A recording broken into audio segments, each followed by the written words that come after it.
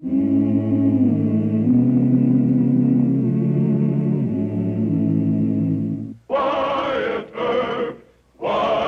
Earp, brave, courageous, and bold. Long live his fame, and long live his glory, and long may his story be told.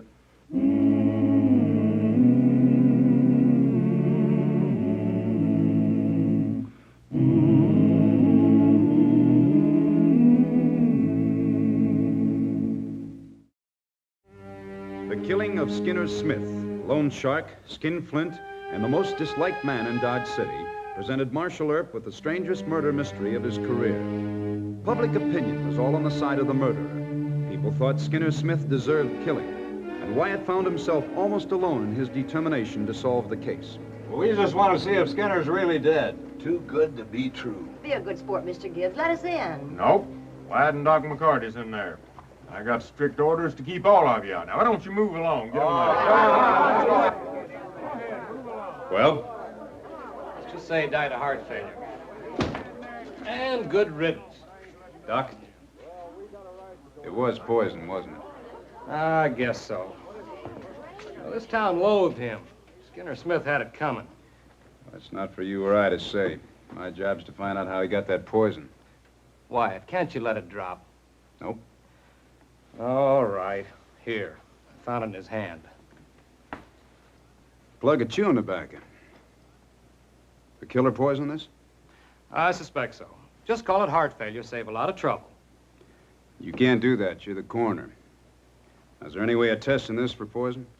Look, Wyatt, Smith was the meanest man in Dodge. If you do find the one responsible for this, he'll be a public hero. Why get involved? I'm willing to sign the death certificate. You just think you are. Look, I don't know anything good about Smith either. But murder's murder, and we're public officials. All right. It'll take me a half a day to test for poison. But as you say, I'm coroner, and I get paid $10 a month. You never signed a phony death certificate in your life. Now do your duty, coroner. All right, you folks move back and let the doctor. Stay back here. Hey, cut that out and go about your business. Loudmouth busybodies. Doc thinks he was poisoned. Strychnine? He's making an analysis. I hope it is strychnine. Got any idea who done it? No? But you take these pawn tickets and work on them. I'll work on the ledger. We got a list as clients. You want me to arrest everybody in town who admits they threatened they wanted to kill Skinner? No, Mr. Gibbs, but just try and find somebody that had a fight with him recently. Well, I'll have to arrest myself then. You? You want to hear some of the names I called Skinner? Not right now, Mr. Gibbs. Come on, let's go to work. All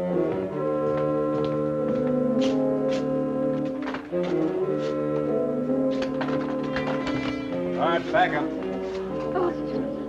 You pawned your saddle to him. And later on, I heard you threatened to kill him. Yeah, I threatened to kill him. He sold my saddle because I was 2 days late in redeeming it. But you didn't kill him? No, just never got around to it, Marshal. And that isn't all, Mr. Earp. Skinner charged me $5 a week interest on the ring. When I paid him off, I found out that he'd put a phony diamond in place of the real one. Why didn't you come to me about this? It was his word against mine.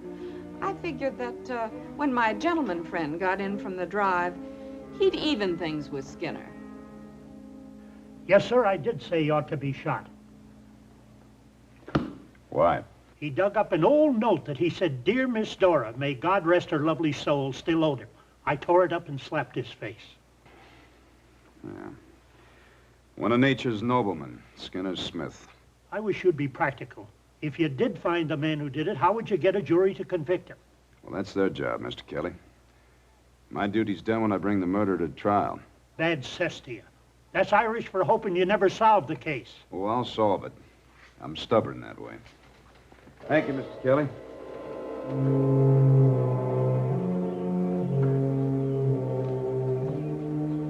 Honey, where's your buggy? Around the corner. What's wrong?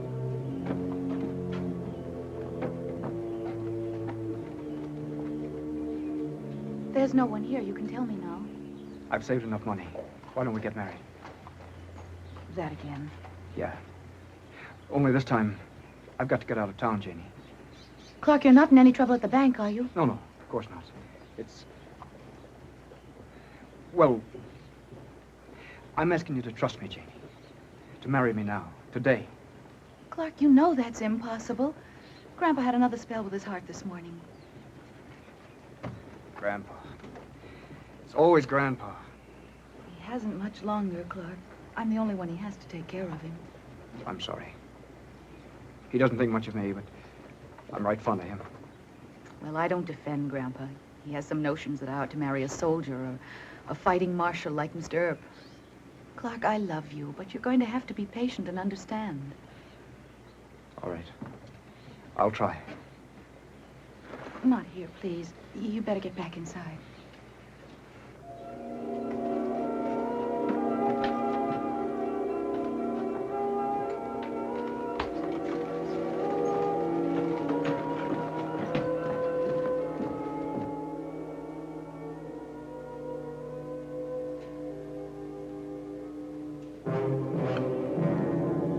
See those crystals? Prussic acid, and perhaps some strychnine. Enough to kill a horse. And one bite at that plug did for Skinner. You found any suspects? Couple of dozen. Haven't talked to a man or woman that isn't a suspect. Come in. Well, how'd you make out? Oh, I talked to about 20 people. They all denied killing him, but they regretted being so shiftless and lazy. The only way you can narrow it down is to find someone who had access to poison in undiluted form. What about your patients, Doctor? Don't you prescribe strychnine, prussic acid? Very small amounts. I couldn't help you anyway. Confidential relation between doctor and patient. Yeah. Well, what are you so cheerful about? Killing Skinner is a public service. I think Doc done it. Arrest me, Marshal. Gentlemen, murder is not funny. Mr. Gibbs, you and the deputies don't get any time off until we solve this case. You know, Doc, I believe in enforcing the law with reasonable moderation. Old Wyatt there, he's got the stern moral character of a bloodhound. I will have to help him, Shotgun. He is right, you know. I know he is. Doc, you got any smart ideas on this thing? No, but I'll check my records. 11 patients to see, and I play detective. Give Wyatt a tip. Suggest that he look on the respectable side of town. This is no tramp's job. Thank you, Doc.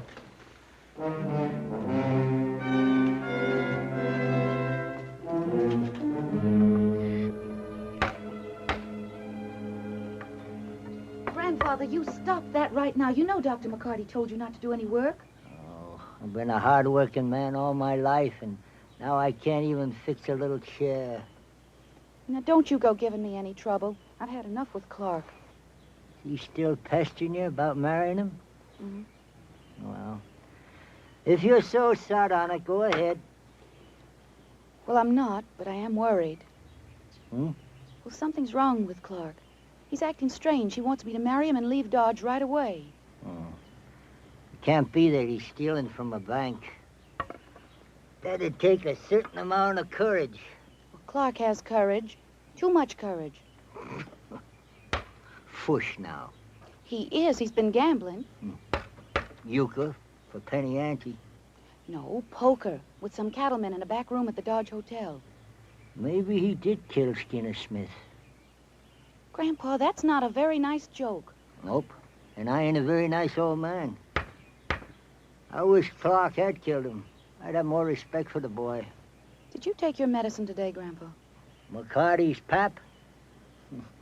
Smell my breath. Oh, whiskey, Grandpa. So that's why you made that joke about Clark. I'm as high as a hoot owl. Oh, Grandpa. Ms. Rod Morris, $15. All right, here's some bigger ones back here.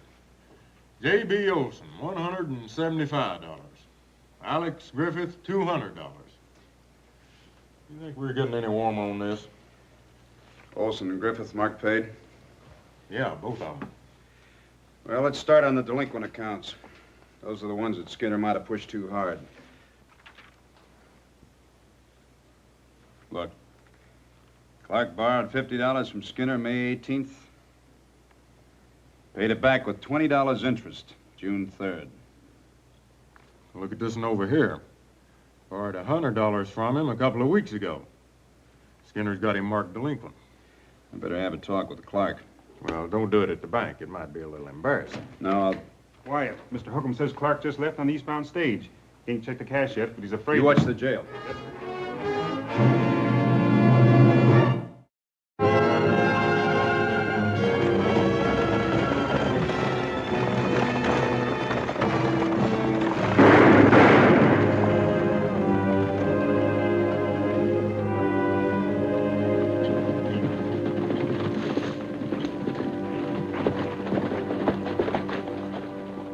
Yes, Matthews, Mr. Matthews, the bank thinks you ought to postpone your trip for a few days. Thank you, Marshal. I told Mr. Holcomb I'd better wait. Mr. Casey, would you hand his bag down? Give it to our friend Shotgun there. Thank you. Thank you, Mr. Casey. Come on up here. Get up! Help! Ah!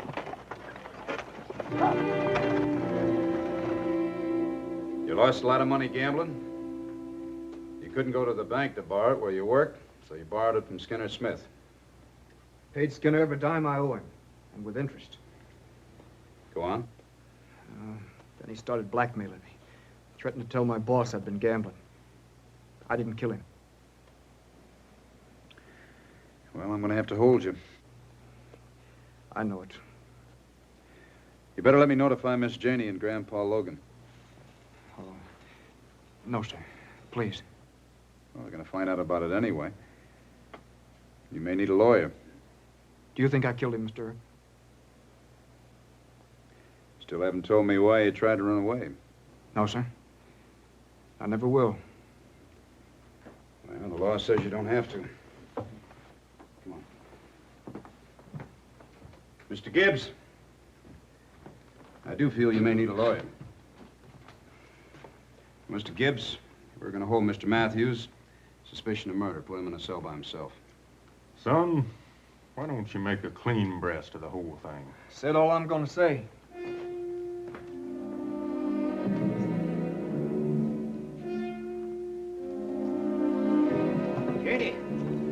Janie, don't try it. Give me my rifle and I'll... No, Grandpa, they might shoot at you. I'll get Clark out of there in 2 minutes.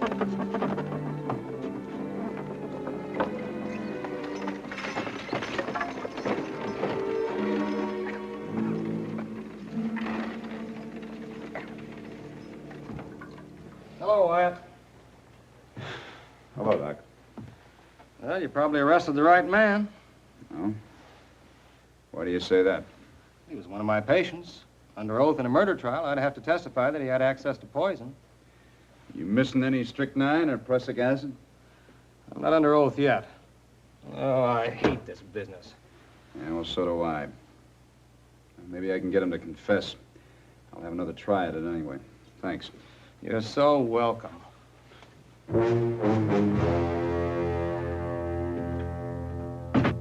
You give me those keys. I ain't got them, sis. Are you telling me the truth? Marshal Earp has the keys. Where'd he go? Doc McCarty's. Why don't you rest yourself, Miss Janey? Them old big buffalo guns is mighty hefty for a gal like you to be lugging around. Oh, that's just a trick to disarm me. No, I ain't gonna try that. I just want you to light somewheres. Why don't you have a seat on that bench over there? Oh, no. Did I hurt you? No, Miss Janey. A little gal like you shouldn't be carrying around a loaded rifle. Mr. Gibbs, you take Miss Janey on home. Tell her grandfather he can have his rifle back in the morning. Clark didn't do it. I know he didn't. Easy now, sis. You turn him loose. You can't make him confess to something he didn't do. Clark's gonna need a lawyer, Miss Janey. You tell Grandpa Logan that. Come along, sis. Can't I even talk to him, please? Not now. In the morning. You shouldn't be a deacon in our church. You're heartless and cruel and mean. Pete, bring Mr. Matthews in here.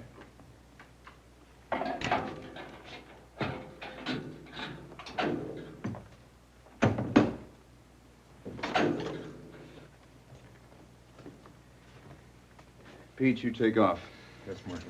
I heard a shot. Grandpa Logan been here? That was Miss Janey. I sent her home with Mr. Gibbs. Sit down.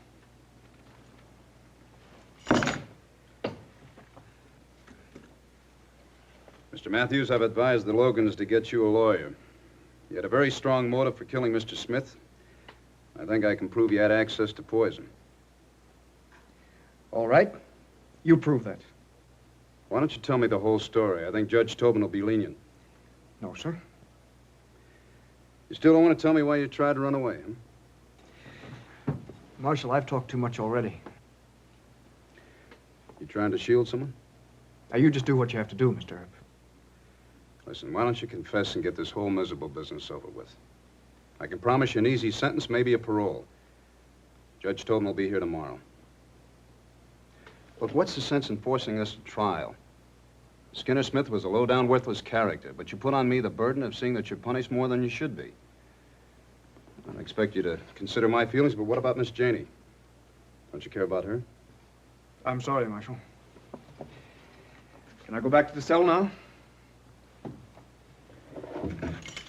All right. But you think about this. Grandfather, don't you even feel sorry for Clark? Sorry. I was beginning to admire the boy. You what? Shotgun Gibbs says that he ain't confessed. That proves he's got real sand. Yep, I was wrong about Clark. Then you think he's guilty? Not the point at all, Janie. Grandfather, are you yourself? The point is that if Clark don't confess, they'll have to turn him loose. Even after they caught him running out of town? Don't signify, Janie. They got nothing but circumstantial evidence against Clark. No matter what Wyatt Earp tries to link together, the jury will acquit him hands down. Then you will hire a lawyer for him? Yes. Old Joe Garrison. The best lawyer in the whole state of Kansas. It's a sheer waste of money, though. Of course it is, Grandfather. But at least I can sleep easy now. I'm half asleep myself. You've had your nightcap. Come on. Help me, darling. Oh, it's way past my bedtime. You know, that Wyatt Earp might be a first-class man with a gun, but he ain't no legal genius. He'll get his comeuppance tomorrow. I hope so, Grandfather.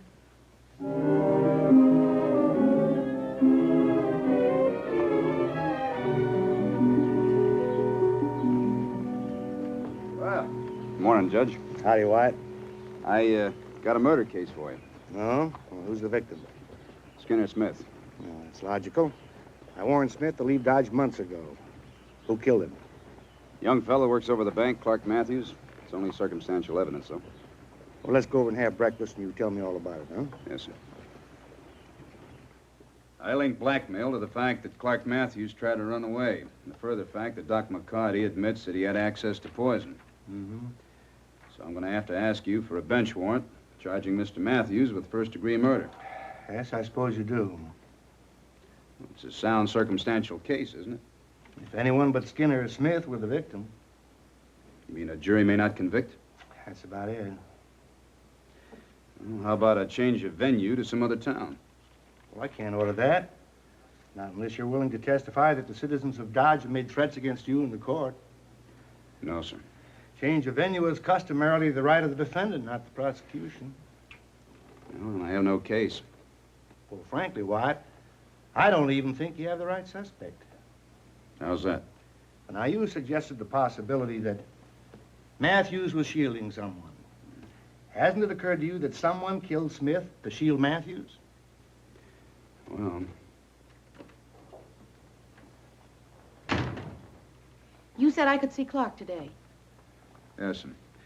Oh, I think you've met Judge Tobin? Yes, I have. How are you, sir? Fine, thank you. And how's your grandpa? Well, he's worse, I'm afraid. Oh, I'm sorry to hear that. Marshal Earp didn't help any when he arrested Clark. Grandfather had a very bad night. I had to send for Dr. McCarty. Wyatt, I'll arrange for Miss Jane to see young Matthews. I suggest that you go on over and pay a visit to Grandpa Logan. He's a wonderful old man, and I think you owe him that courtesy. Oh, yes, sir. I'll go right away. But don't you mention Skinner Smith. No, ma'am, I'll be careful.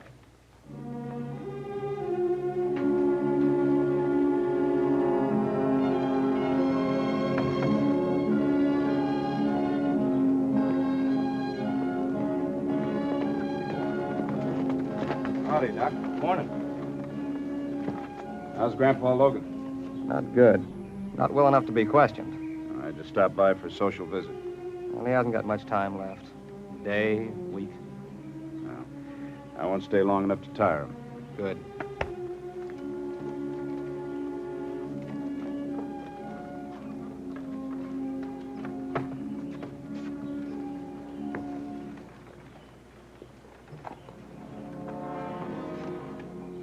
Grandpa Logan? Yep. Who is it? Wyatt, sir. Come in, Wyatt.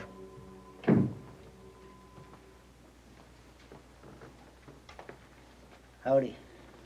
Did you hang that boy yet? No, sir. Not yet. I was afraid he'd confess. So I reckon I'd better tell. Read it.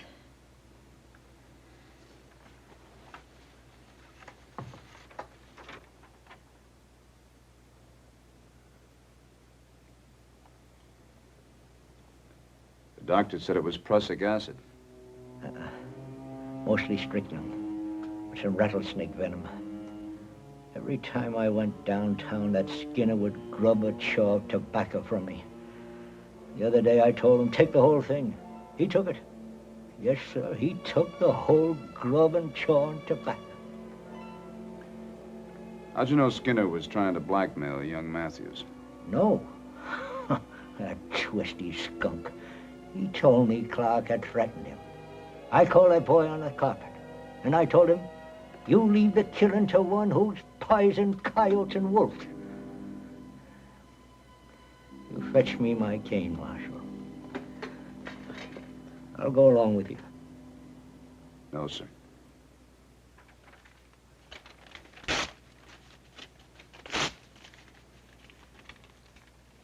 I'm burning this. But I don't want you to write anymore, Mr. Logan. Well, now, I thank you kindly. For Janie's sake, I mean. Yes, sir. For Miss Janie.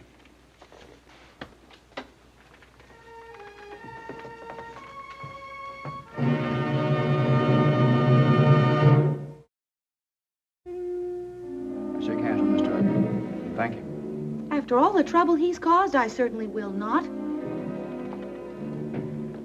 You seem mighty sure.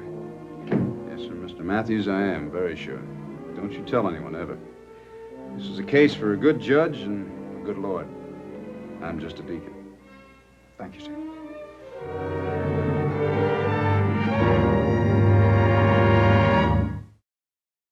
Well, he cleaned up the country, the old Wild West country. He made law and order prevail. And none can deny it, the legend of Wyatt forever will live on the trail. Oh, Wyatt Earp, Wyatt Earp, brave, courageous, and bold. Long live his fame, and long live his glory, and long may his story be told.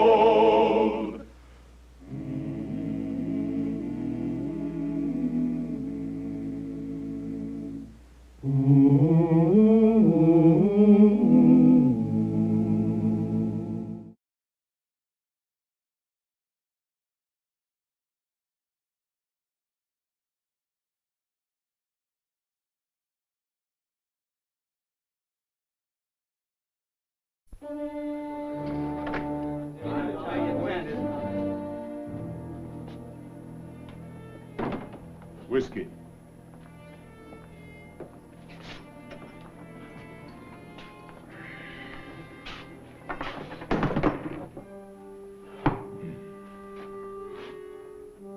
It's good.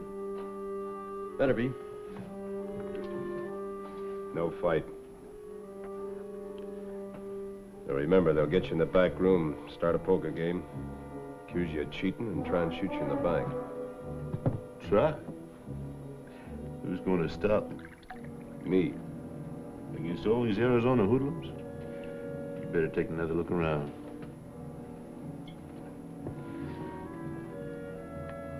Of course, I realize it's risky. You can back out if you want to. No. No, I guess I've lived long enough. Oh, Wyatt Earp, brave, courageous, and bold.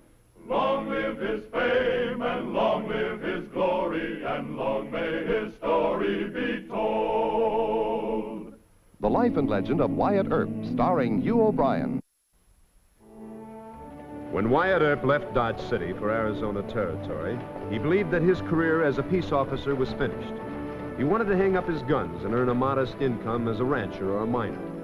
Wyatt and his brothers were soon to learn that Arizona had become the last stronghold of the outlaw, a terrifying wilderness in which sheriffs and marshals were open allies of cattle thieves and stage robbers.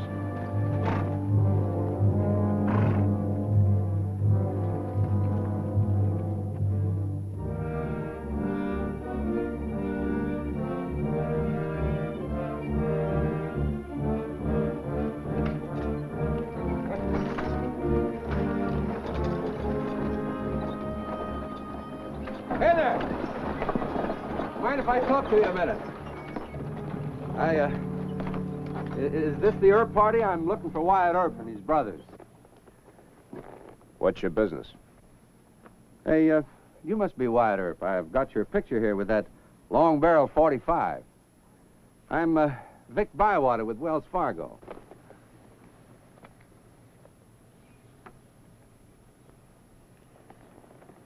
You could be a Wells Fargo agent. Here's my old-timer's ring. It fits, you'll notice. All right, Mr. Bywater.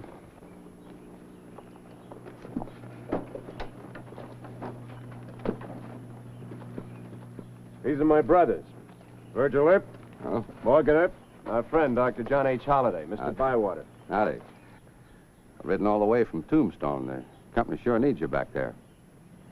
Well, we got other plans. We're headed for Prescott. Now, wait a minute. I vote we give the horses a rest and give Mr. Bywater here a chance to speak his piece. Well, thank you, Marshal. I'm not a marshal of Dodge anymore. Of course, I'm still a U.S. deputy marshal, but I'm turning that badge in, too. That looks like a good spot over there. We can talk there, Mr. Bywater.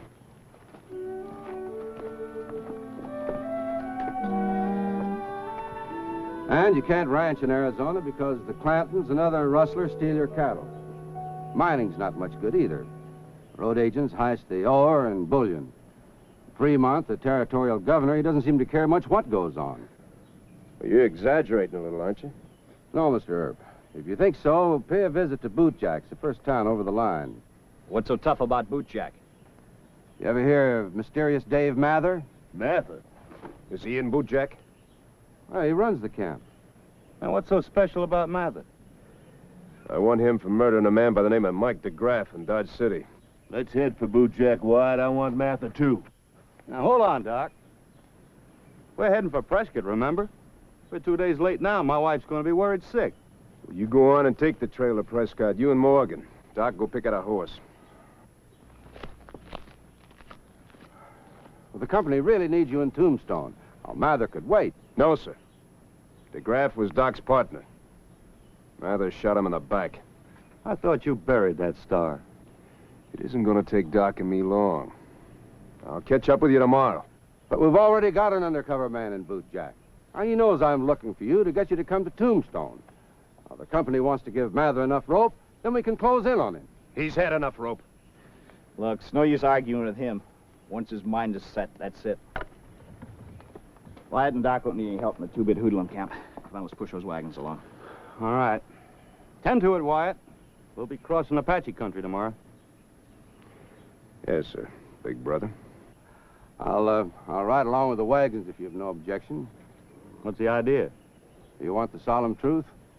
Wells Fargo wants all the Earps I could find. I'm still hoping to hire you. We might consider it. Nope. Arizona territory isn't as bad as he lets on. Wells Fargo can handle their own troubles. Come on. Well, that settles that. Mr. Earp.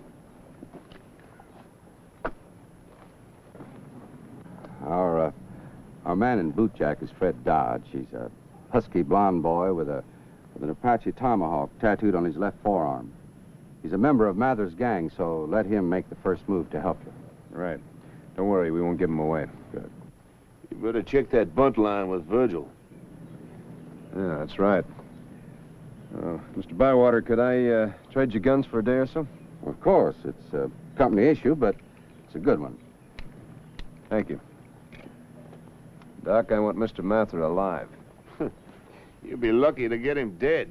This is not Kansas, Wyatt. Just climb on your horse and start to pray.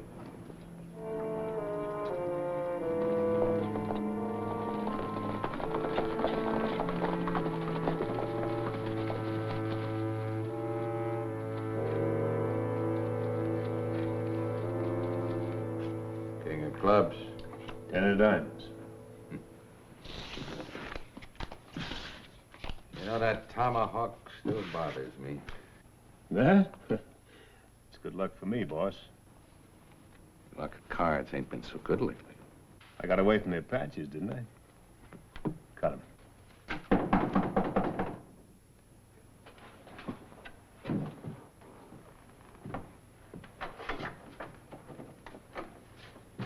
Let him in.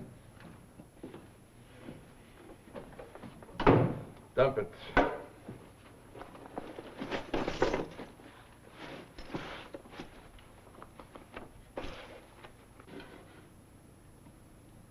There ain't no 5,000 here. We cleaned out the stage, that's all of it. No. You're holding out. You call me a liar, Dave? Yeah. And a cheat.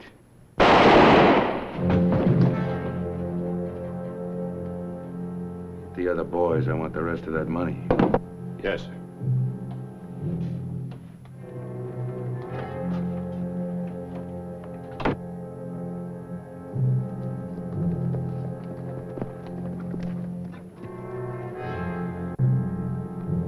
Well, it looks like Mather had a busy week. Yeah. You ride into town first. Check and see whether Mather's wearing a star. Isn't that a technicality? We'll take him either way. If he's wearing a star, it'll cause complications. Why? Let's just ride into town and kill him. Not unless we have to. Wyatt, this is not Kansas. I'll go in myself. No. No, one man starts yelling Wyatt up, the whole camp will go to shooting. Besides, I probably have more friends in Bootjack than Mather has. May I remind you that most hoodlums like me? This is definitely a job for a scoundrel. So I will see you later.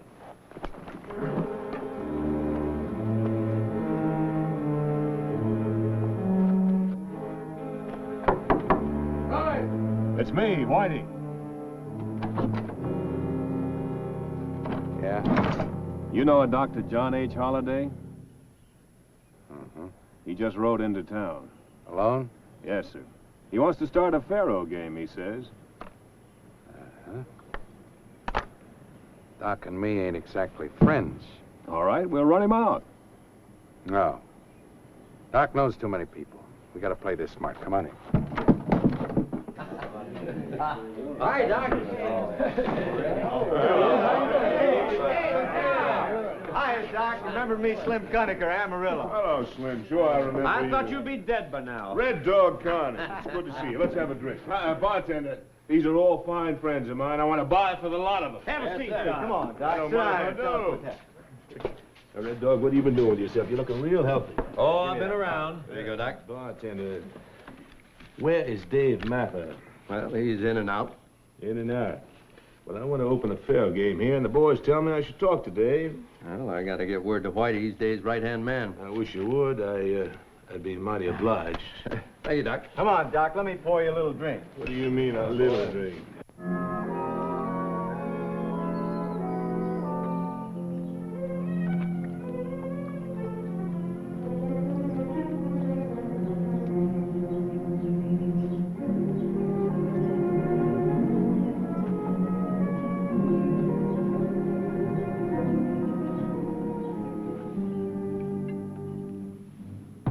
That's the way it goes.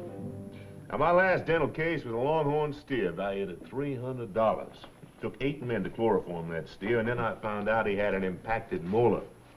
Well, when I told Lander, the owner, I was going to have to use a chisel and a hammer, I thought he'd throw a conniption fit. All right, excuse me, boys. Doc. Yeah? Well? Well, what? How'd you get the tooth out? Get it out? Son, I took all of them out.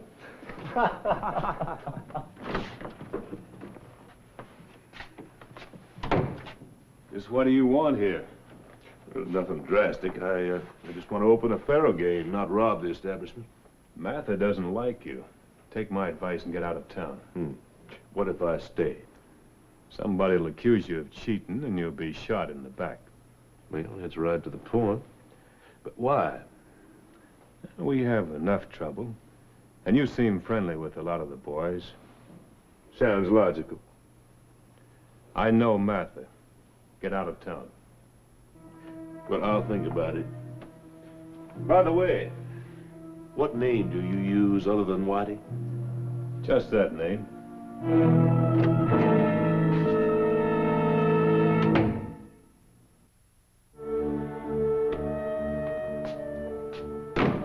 Holiday didn't leave town. He's opened a big game at the Roadhouse. Go tell Lucas and Gennaro I want to see him. Doc isn't here for trouble, boss. He knows you run this camp. If he wanted to fight, he'd come right straight to you, wouldn't he? I don't want any chatter. Tell Lucas and Gennaro I want to see him. Yes, sir.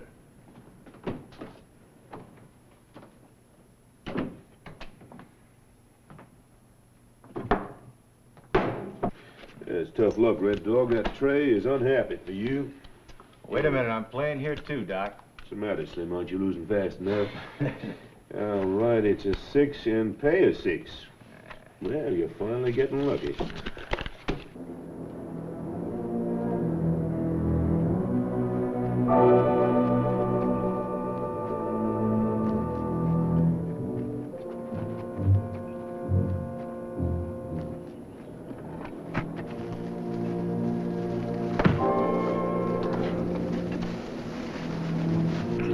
Doc, you sure are lucky. Well, that's why I'm in the business. There's a 4, and we'll pay another 4. I'm going to try that queen one more time. Hold it, Doc. Let's see that deal box. Sir, are you suggesting I might resort to some form of subterfuge? I think this box is ready. Fire! All right, everybody, just take it easy. Martha's in the shack. Go on, I'll cover you. Hurry up. Hit the floor!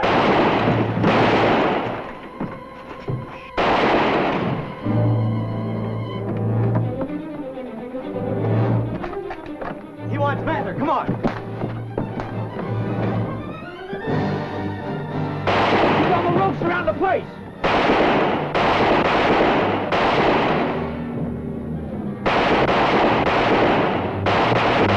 Get around. Come on down, or if you ain't got a chance.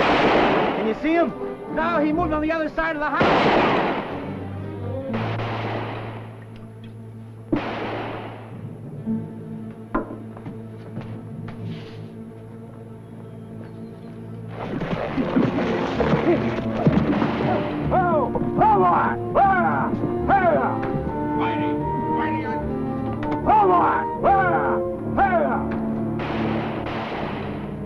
never catch him now. Somebody turned him loose. Oh, never mind. Where's Doc? Sounds like he's putting up a fight. Stupids, we'll have to do it ourselves. Come on. Hold it! Lift your hands. I said lift your hands. You in, Doc. That's better. You had no cause to do that. Never mind. Move toward the shack. What are you aiming to do? I can't think of everything. I forgot some cord to tie your hands. Well, that's shooting down there. Well, now, maybe it's 4th of July. Get inside.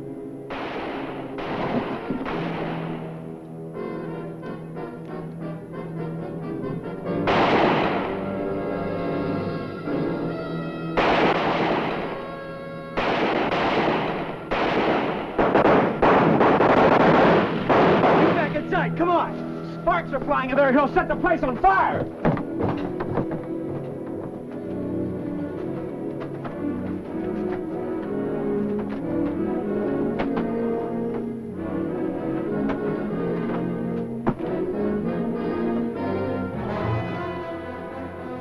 It's just a trick. He's still on the roof!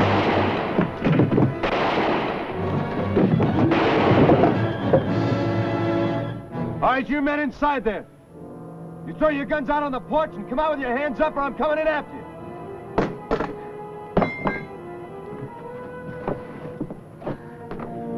Mather, and why do you take care of you, Earp? Now, there's 6 men scattered around here with bullet holes in them. I'll take care of Mather. You men take care of your friends. That makes 7. Now get busy.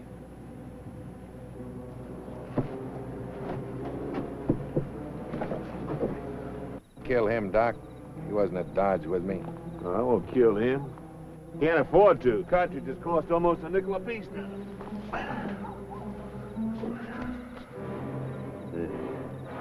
Apache tomahawk.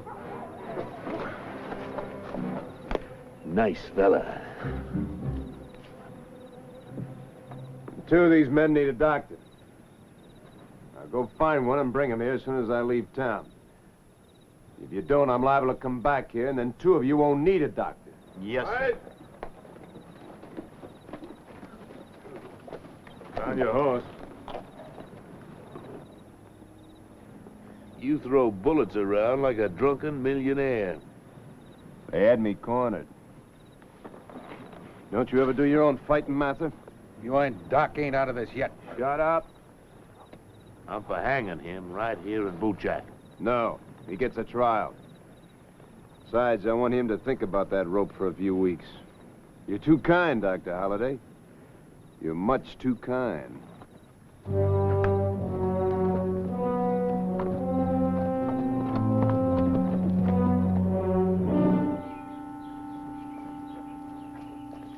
Well, we missed the wagons. Yep. About 10 miles ahead of us would be my guess. Well, we'll rest the horses here, make some breakfast, then catch up with them. You aiming to feed Mather? That's right. Come on, lie down from there. Wyatt, where do you figure you'll find any John Laws in Arizona? I favor shooting him right now. And I favor turning him over to a John Law, even if I have to take him all the way to Prescott. No. You stand aside. Wyatt Mather's a no-good murdering skunk. Before we know it, we're going to have his gang from Bootjack on us. I'll ask you just once more. Step aside. Doc, you are sick. Give me that flask. You have a drink first, Doc. And if you feel like shooting me, that's what you're going to have to do.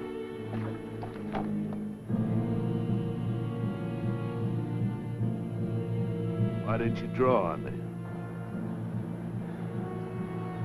Because the truth is, I'm still fond of you. You can stop hiding, Mather. I guess we're all bait for the buzzards now. I'd rather die fighting beside Wyatt than against him. Doc's right, you know. If Whitey and the bootjack boys won't take me, other outfits will.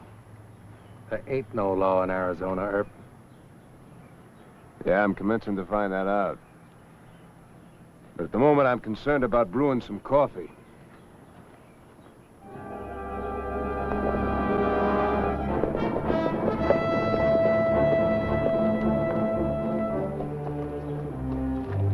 That could be Earp's campfire.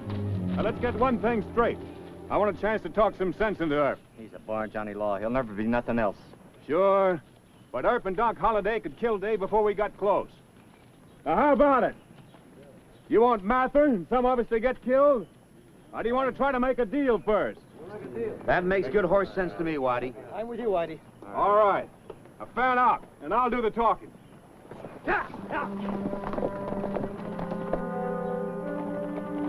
Wyatt, listen. That's either Mather's boys or the Apaches you want to run for? No. Let's get Mather in the rocks. Come on. Leave the horses here.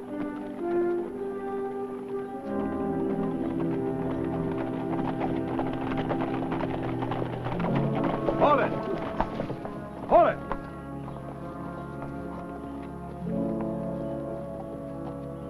Wait right here, but cover me.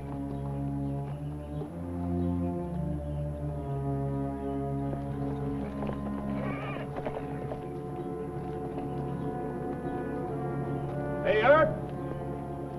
Wyatt Earp! I want to talk to you. We'll hold our fire. That's Whitey, my best man. I told you he'd come. Let's fight it out, Wyatt. No. I'll talk to him.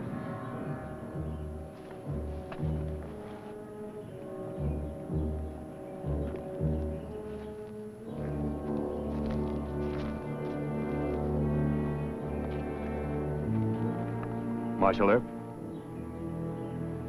That's right. I'm Fred Dodge at Wells Fargo. I can't give you any proof of that unless Big Bywater found you. If he did, a tattoo on my left arm is enough.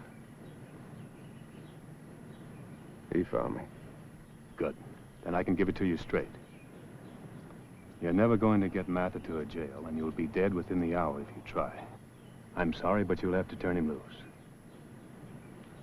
I can stay undercover, keep close track of him, and continue my reports. When are you going to turn him over to the law? You got all you need on him now. As soon as there is a law.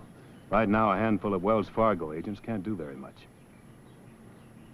Isn't there any law in Prescott, Tucson? One on a sheriff. And you'll never get Mather that far, even if you got him away from here. He's in cahoots with old man Clanton and that Tombstone crowd. Well, Mr. I don't lie to you when I tell you that outlaw gangs in Arizona are thicker than Apaches. You haven't got a chance of taking him in. We've stalled too long now. Give me Mather. My life depends on it. And so does yours.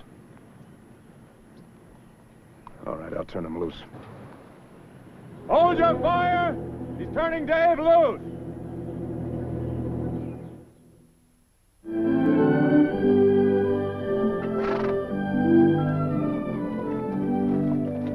Doc? Maybe Whitey was lying to us. There must be some law in Arizona. Well, I never heard of any. Why, do you ever hear the story of Death's Head Jones, the patron saint of Arizona Territory?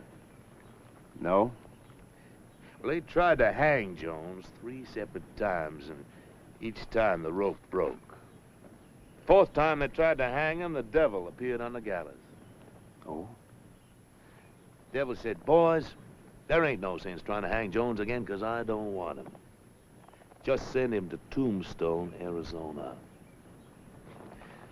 Of course, it's only a story, but it might give you some idea. Tombstone, huh? Well, I don't know what Virgil and Morgan are going to do, but I think I'll take a look at that little city. Yes, sir, I'm heading for Tombstone.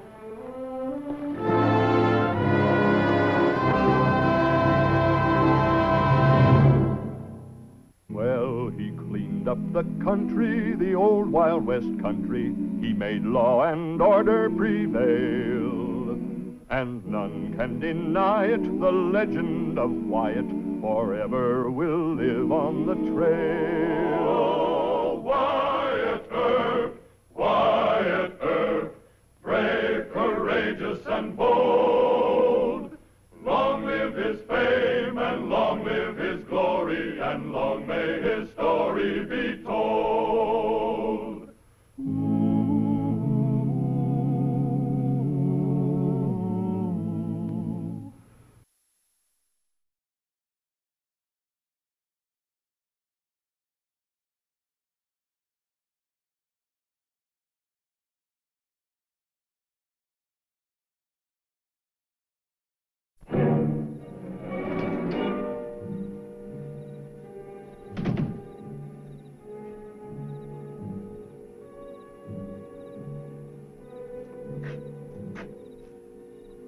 Sir, it's a mighty long way to that fort. Desert all the way. That's right. You think you'd make it, do you, with all them desperados looking for that money? I sure try. Yeah. The bushwhackers don't get us, the Apaches will. Well, Mr. Gibbs, you know you don't have to go along. Well, if you're fool enough to try it, I'm fool enough to go along.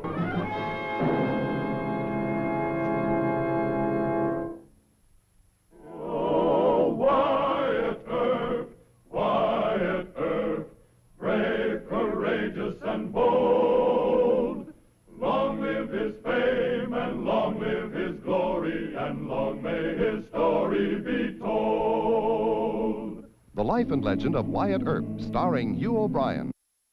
When Wyatt Earp came to Arizona Territory, it was wild and raw. Civilization was represented by the city of Tucson, a few turbulent mining towns like Tombstone, and a scattering of army forts. Since the Apaches were a constant menace, travel was precarious, even for Wyatt Earp. 15,000? Well, that's what they say. The Army payroll. Some bloomin' major carrying it on the morning stage. 15,000 clams. Yes, sir. You want to make a bet them boxes don't get to where they're headed? You figure somebody will hold up that stage? Why, for 2 cents, I'd risk it myself. There's your 2 cents. You fellas road agents? You mean to say you don't know me, sir? Can't say I do. Why, I've rode with the best. The Daltons, Blackjack Ketchum, Billy, Oh, sure, you know Billy, Well, that's very interesting, gentlemen. I'm a United States Deputy Marshal. Well, Marshal, sure, and that is, we were only joshing. That's the truth, Marshal. You see, he's a swamper over to Lucky Cuss Mine. Oh, he is, huh? Where'd you hear this rumor about the Army payroll? Why, it's all over town. Sure, all over town. Well, you stick to swamping. Kill it.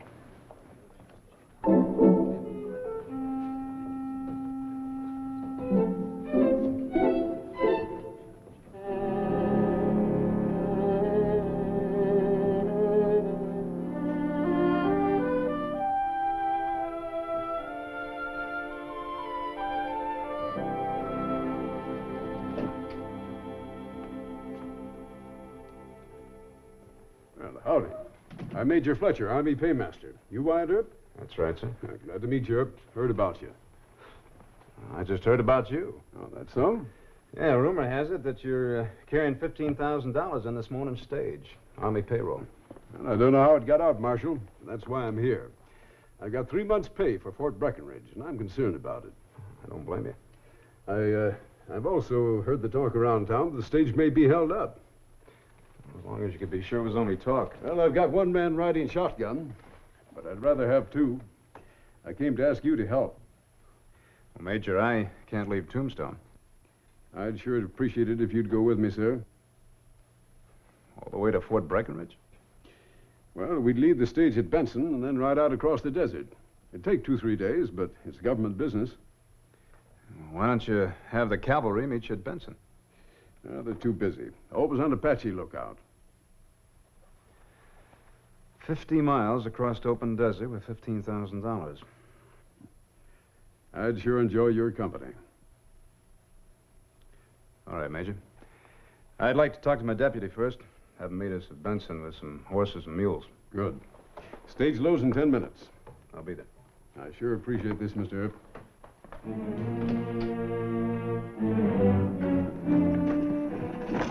Glad you made it, Marshal. Here, wait a minute. I want those boxes hidden. You're only going to Benson, Major. The other baggage goes straight on through. I want those boxes in a safe place. Here, put them in the boot. Now I know how the word got out. Yeah? How? Major, it's one thing to be worried. It's another thing not to use caution. I guess I'm so used to transporting money, well, there I go again. I just don't remember. Maybe you better start. Too late for that. I'm retiring in 2 months.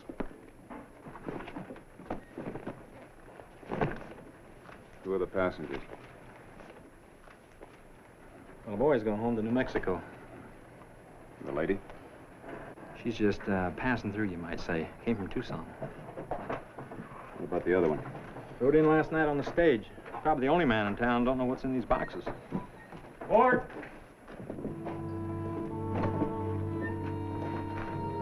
Well, good luck to both of us, Marshal.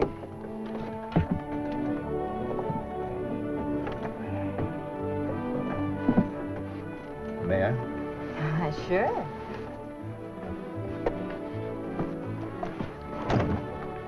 Thank you. Get down.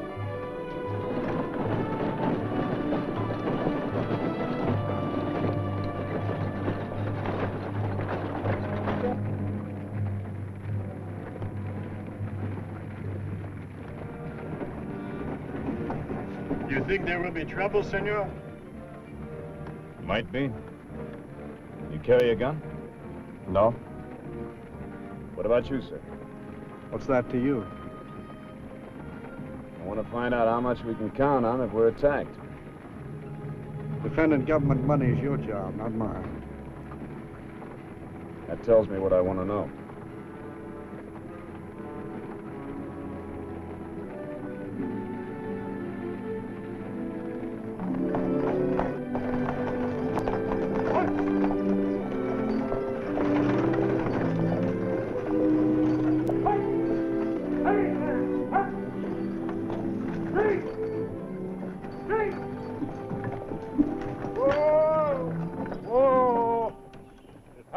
Inside. I hope there's something cooler than coffee.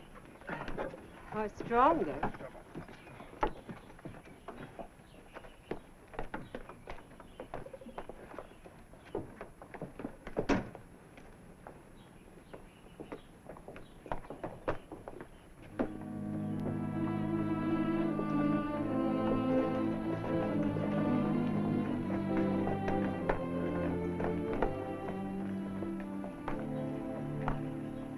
Strange full of passengers, They're kind of typical.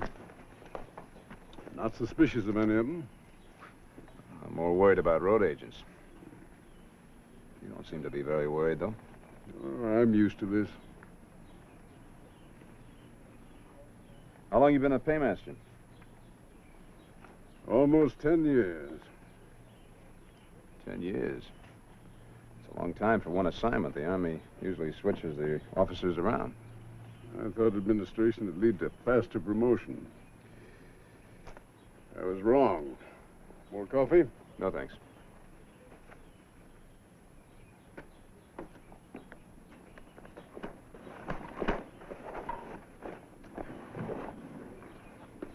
You looking for something? That's right, senor. In my own baggage. You think I am such a fool as to try to rob him here? You could be checking the baggage to make it easier later on. You accuse me of being a thief, senor? No? Don't. I will kill you. You told me you weren't armed. I tell you I am no thief. I'm a stranger, see. A Mexican, see. And of a poor family. The Holy Mother knows how we could use that money. Only a little of it. But I do not steal. I believe you. Get what you want.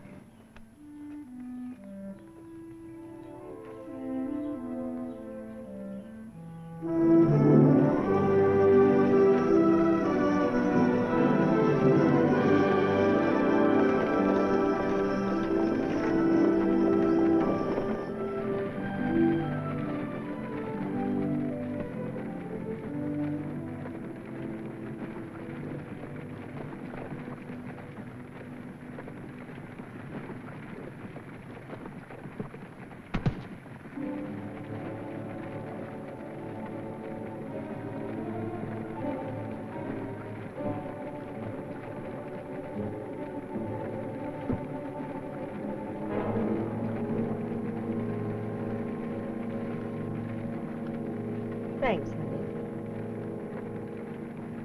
De nada, senora. Not senora. Senorita.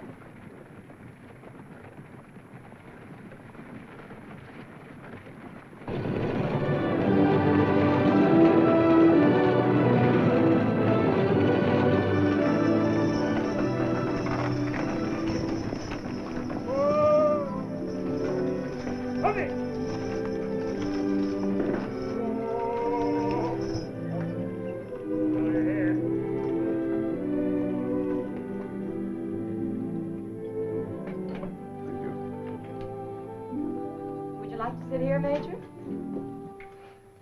No, ma'am. Thank you, ma'am.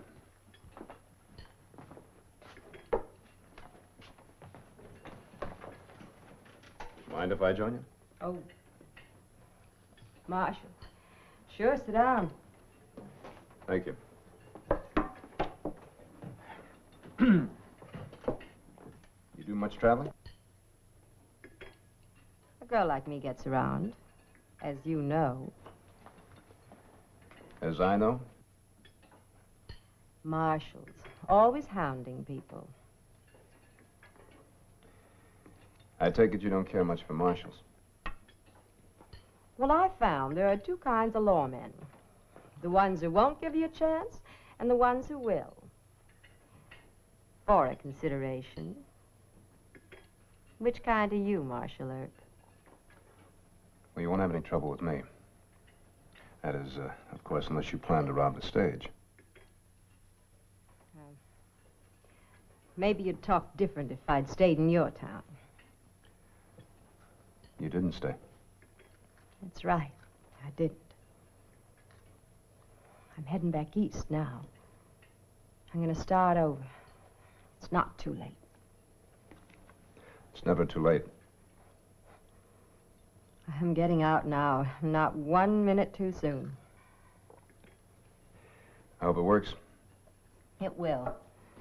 This time it will.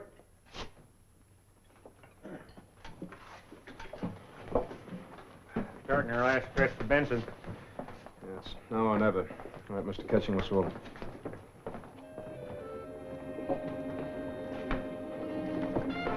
Muchas gracias.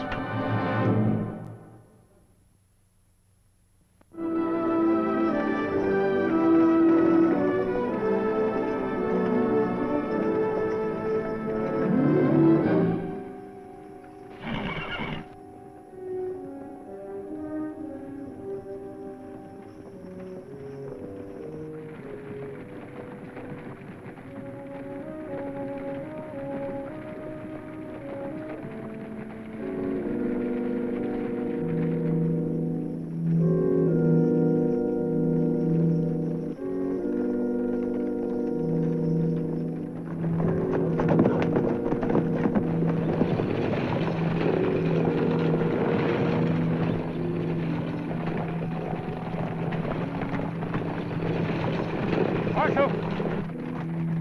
There they are up ahead, there's 6 of them.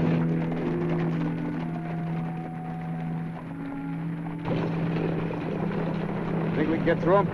My horse will do what I ask. Well, it's up to you, Major. You want to give out that money or take a chance of somebody getting hurt? Did we make it? Maybe. There's 6 outlaws and we've got 4...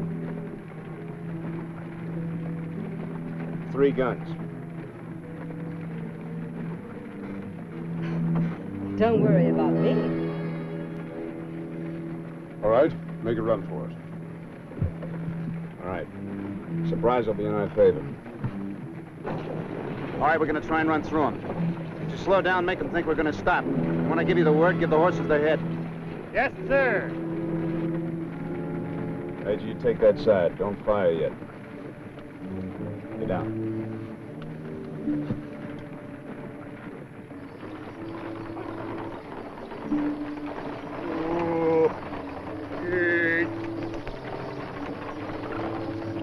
All right, give it to him.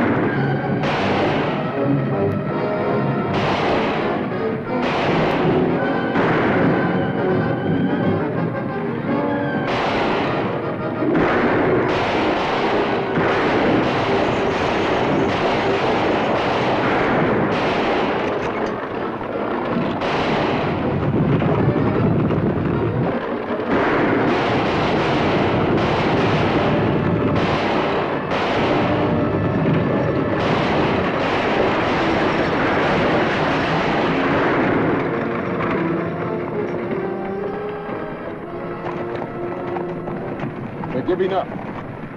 We got through.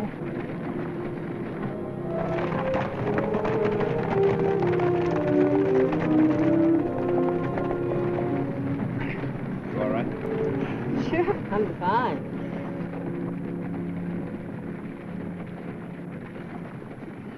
Thanks.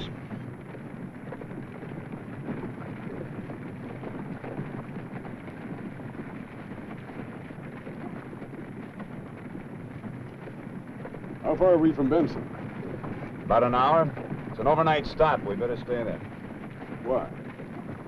Be better to start our ride through the desert when it's daylight.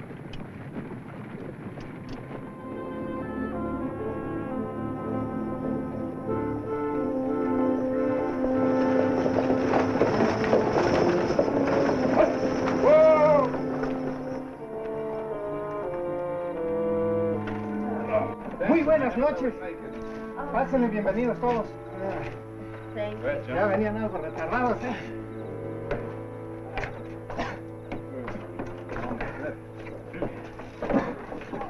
Howdy, Watt. Ah, Shotgun, good to see you. I brought him a horse as you wanted. Oh, good. Major Fletcher, this is my deputy, Shotgun Gibbs. Glad to see you, Gibbs. Hey, are there rooms for us here? Oh, si, senor. But 3 small ones. The boy and I can double up. One for the lady, too. Major, you take the third one. Shotgun and I will make ourselves comfortable in the waiting room. All right. We'll put the boxes in my room. I'll sleep with them under my bed.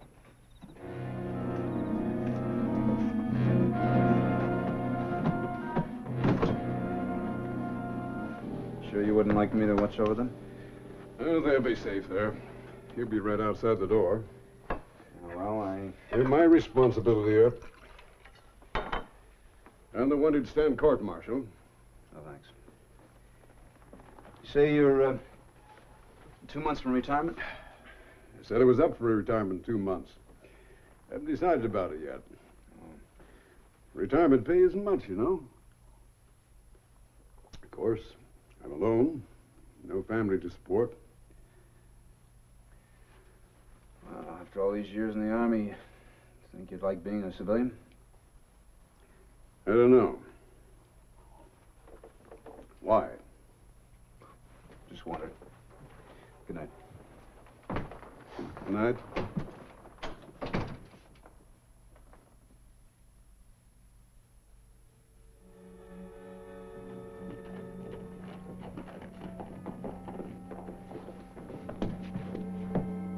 was that?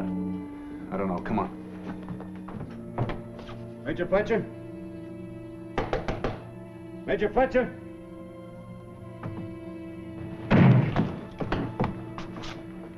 Give me that. Go get the others.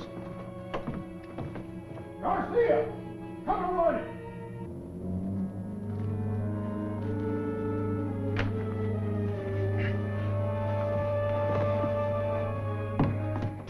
What happened to him, Wyatt?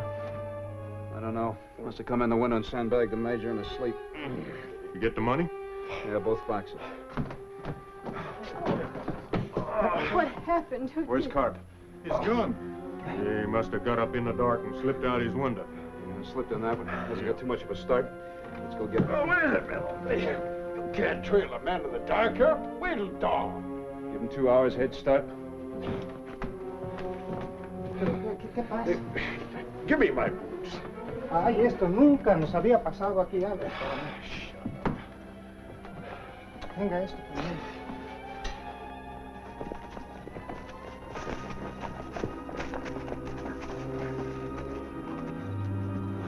This is the trail, Wyatt. Look how deep them hoof prints is dug in. It's well loaded down. Sound like somebody would dig it.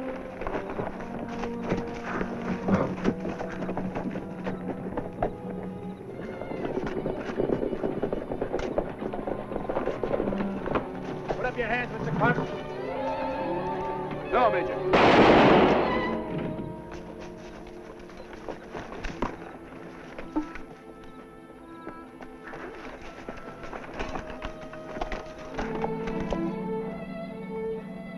Well? He's dead. Why'd you shoot? He was going to surrender. I didn't think so. What are you worried about? He's a thief. They're the money boxes. Looks like he's aiming to bury him. Come back later. Lock's not broken. Give me a hand. We'll get him on a horse. We can get him back to the station before the stage leaves. Why don't you just bury him here and go on? We've got a good start to Fort Breckenridge. A man is dead, Major Fletcher. There are certain legalities that have to be attended to. Well, This happens to be my job. And I'll give the orders.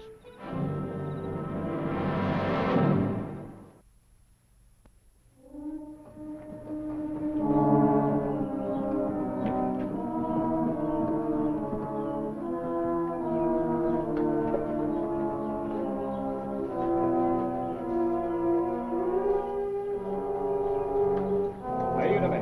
A esto pues no se fue con el dinero. Mr. Carp. Shotgun, give me a hand.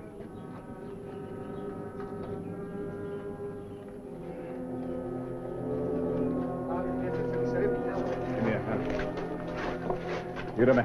Ah, esto fue que se fue con Take el him dinero. inside. Shotgun, unload those money boxes. Why? We're going right out? Not yet. What do you mean? Take him down. Here, what are you doing with my property? Unlock him, Major. You tell me why. I'll tell you why. You shot Carp for robbing you. Now I want to see exactly what he paid for. I don't like your implication, Marshal. I didn't expect you to. Are you going to open those boxes or have to shoot the locks off?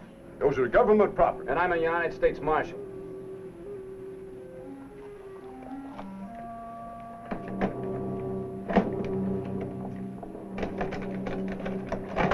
Rocks! Ain't nothing but rocks. Where's the money? Maybe there never was any. In those boxes. You hired Carp to take those boxes out and bury them, so they'd never be found. Then you shot him so he couldn't talk. You're guessing, Herb. Am I? You're retiring in 2 months, Major. Retirement pay isn't too bad, helped out with $15,000. You could never prove that. I could if I found the money. All right. Where is the money? You hid it earlier? Or gave it to somebody to keep for you? A lady, perhaps.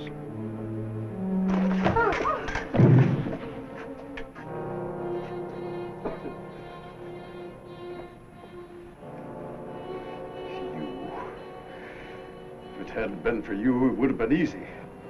Well, you're the one that asked me to come along, remember? That was to give you a perfect alibi, wasn't it? How'd you find out? A look, a word here and there. And Carp's mistake. He should have patted his horse's hooves. What about the money, Wyatt? I think you'll find it in Miss Crystal's baggage. Go take a look. I'm sorry, Carrie. That's all right, honey. It was only a dream, anyway. Tried. I wish you had tried something legal. I'm sorry, man. Well, he cleaned up the country, the old Wild West country. He made law and order prevail. And none can deny it, the legend of Wyatt forever will live on the trail. Oh, Wyatt Earp, brave, courageous, and bold. Long live his fame, and long live his glory, and long may his story be told.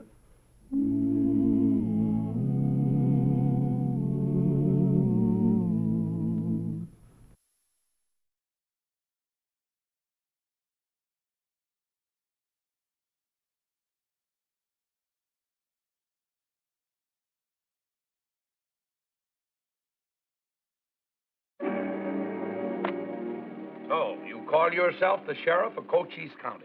I am the sheriff. Good. The rascal admits it. And what do you say, sir, to the charge that you turned loose 2 Clanton horse thieves? I don't have to say anything. You have no authority to try me. You may have been a captain in the Navy, but you're just a rancher now. A private citizen like anyone else. Make note of that, men. The prisoner is belligerent. And he shows no sign of being sorry for being the crooked little swab he is. I charge you with malfeasance in office. The jury will vote. Mr. Foreman? Aye, sir. How does the jury vote? Guilty, sir. I should hang you. But every time we have to hang a man, my wife objects. So, I sentence you to 5 years in jail. You just try it. I'll be out on a writ of habeas corpus in an hour. Not out of my jail, you won't. Your jail? I run the tidiest little brig in Arizona territory. The sentence is 5 years, Ben. Lock him up. You can't do this. It's illegal. I'll have you arrested. I'll sue you. I'm a personal friend of Governor Fremont. You can't do this to me. Oh, Wyatt Earp, brave, courageous, and bold. Long live his fame, and long live his glory, and long may his story be told. The Life and Legend of Wyatt Earp, starring Hugh O'Brien. Captain David Rowland, retired Navy officer, was famous in Arizona Territory. Living in the midst of Apaches and rustlers, the captain had a private army of tough gunfighters. He dispensed his own justice and he operated his own jail. Unfortunately, Marshal Wyatt Earp was obliged to investigate this private empire when Sheriff Johnny Bean fell afoul of Captain Rowland. Just on my way up to see you, Mr. Clanton. Thought I told you to see me yesterday. When I send work to you, Bean, I ain't fooling around. I'm sorry, sir. What's the trouble? Oh, that feller, Captain. David Rowland, he grabbed 2 of my boys. Said there's horse thieves. He's got them in that jail he runs on his ranch. Well, he can't do that. Well, he done it. According and don't make law talk to me. I want my boys turned loose. I'll go up there right away. Oh, now, Bean. Rowland spreads northeast, not west. Well, I can't go up against Rowland single-handed. I'll need a big posse. Well, you better start raising dust right quick, you hear me? I'll take care of it. Here's a telegram from Chief U.S. Marshal Crowley Dake. You'll see it instructs you to help me investigate conditions at Captain Rowland's ranch. We're supposed to have law and order in Cochise County. One cattle rancher can't take law enforcement into his own hands. Well, Johnny. I know the captain. And if he said the Clantons were stealing horses, they were stealing horses. You get your own posse, B.M. We ain't riding with you. This is Wyatt's job, and I demand... You demand? Why, you two-bit rotten miserable... Gentlemen, take it easy, Doc. I'll look into this, Johnny. Meanwhile, you just go on collecting taxes. My office must be represented in any action taken. I'm the sheriff. I have county jurisdiction. You can be in charge, but I must go along. Clanton order you to do this, Johnny? I don't take orders from him or anyone else. You're a liar. And a bushwhack. Hold it. All right, Sheriff, you can go along. Thank you, Wyatt. I'll get the posse. Posse? Rowland has fought off 100 men and dozens of Apache raids. You don't ride onto his spread unless he says so.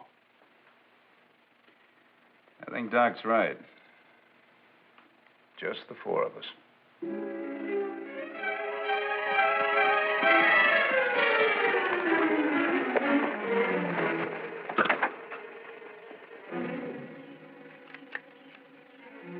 This is impudent nonsense. Really? Then go right ahead, Johnny.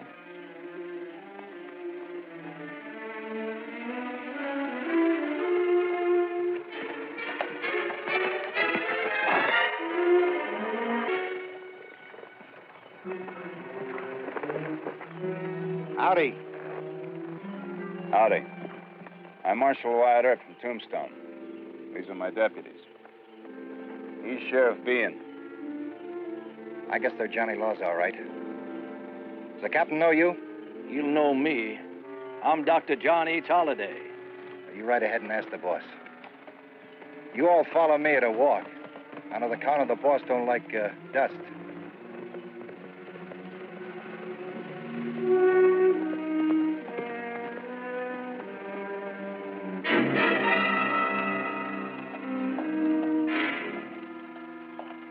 The captain will see Marshal Earp and Dr. Holliday. You two wait here.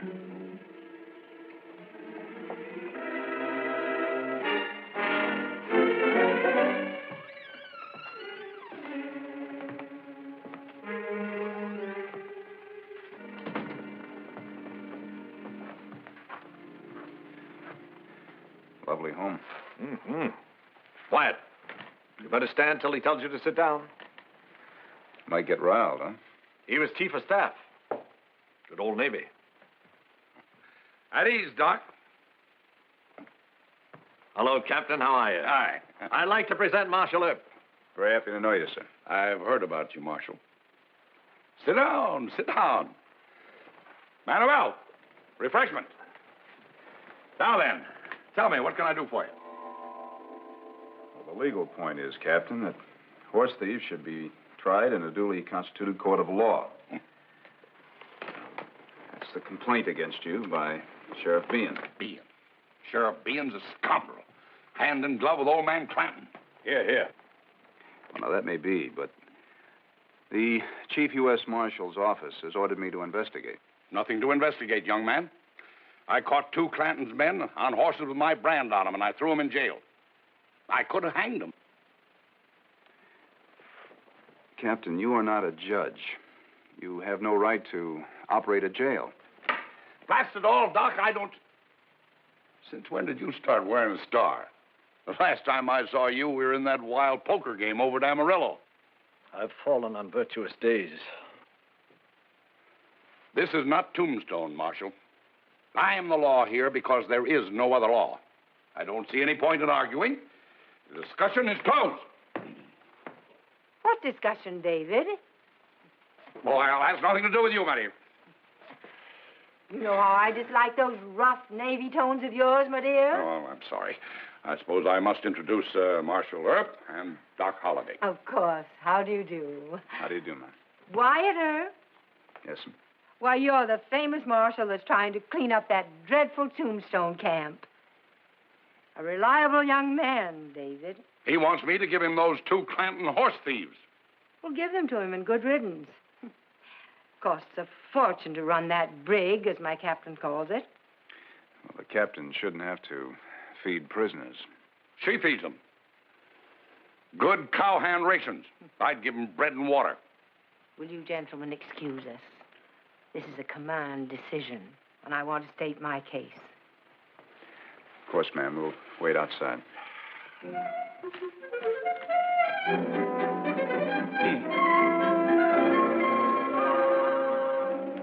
Marshal Earp, I want your word that these two men will be held in Tombstone Jail until they can be tried. You have it, sir. Captain Rowland, I'm Sheriff Bean. Get off my property!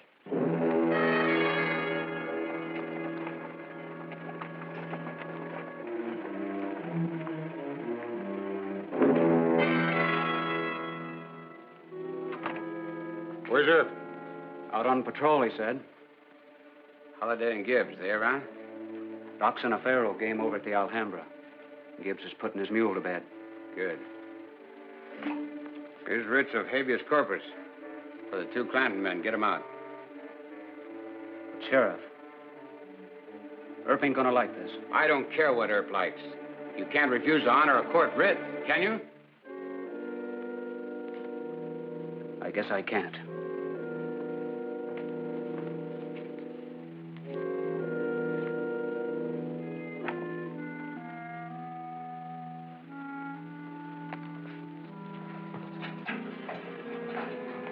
Hurry it up. There are two horses at the rack outside. Take them and get lost. And stay lost.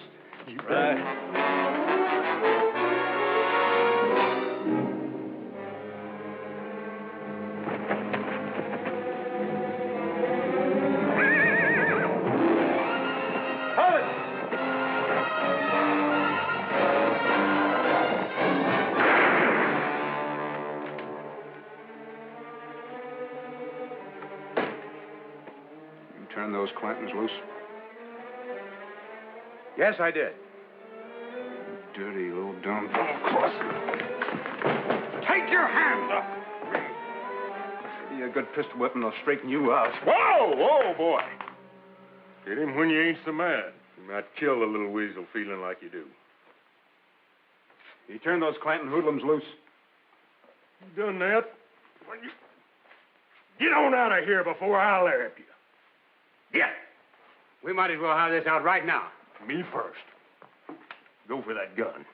Go for it, Ben. Wait a minute. Well, he'd cut you in two. Now, come on. Let's go for a walk and cool off. All right, I'll leave.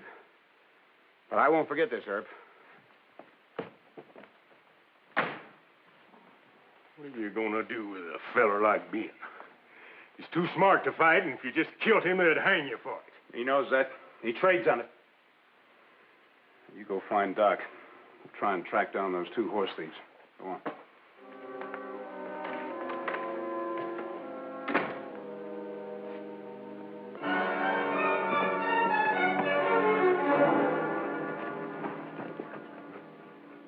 You got a lame horse.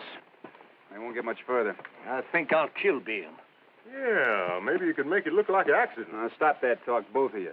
Being isn't worth going to jail for, much less going to the gallows. Come on.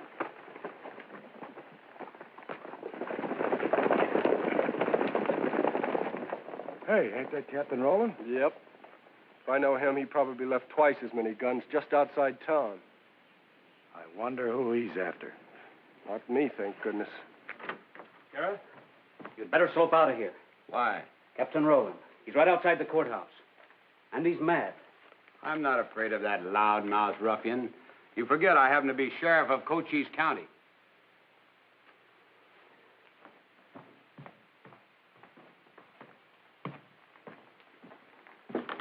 Now, see here. Put him on.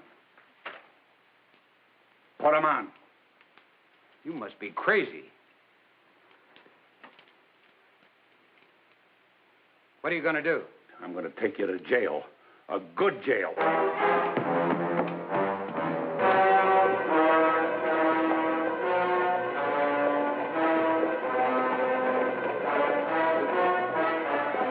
He was after Sheriff Bean. Well, he got him. So it's me. Yeah, but just wait until the Clantons find out about this.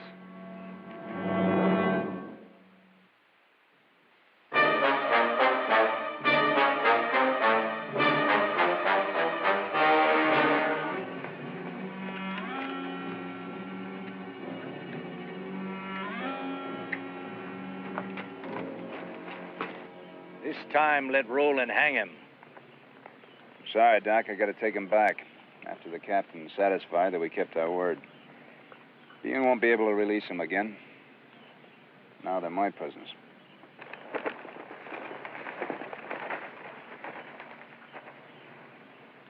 Captain will sure be glad to see you. He's been biting 10-penny nails. Oh, then he knows they were released.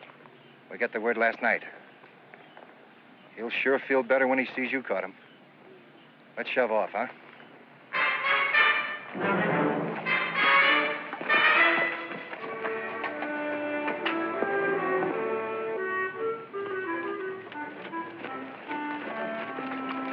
Good work, my boy.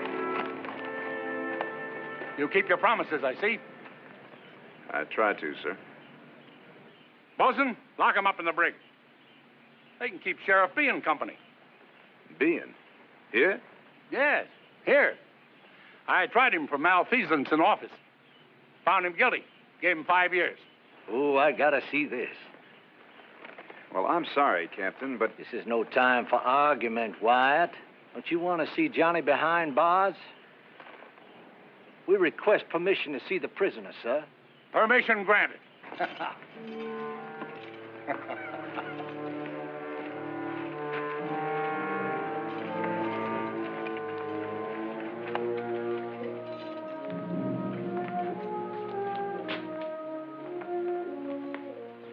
Hey, fellas, look at here. Well, well. I didn't think I'd ever see the day. Huh, even Roscoe was laughing at it. Wyatt, you get me out of here right away.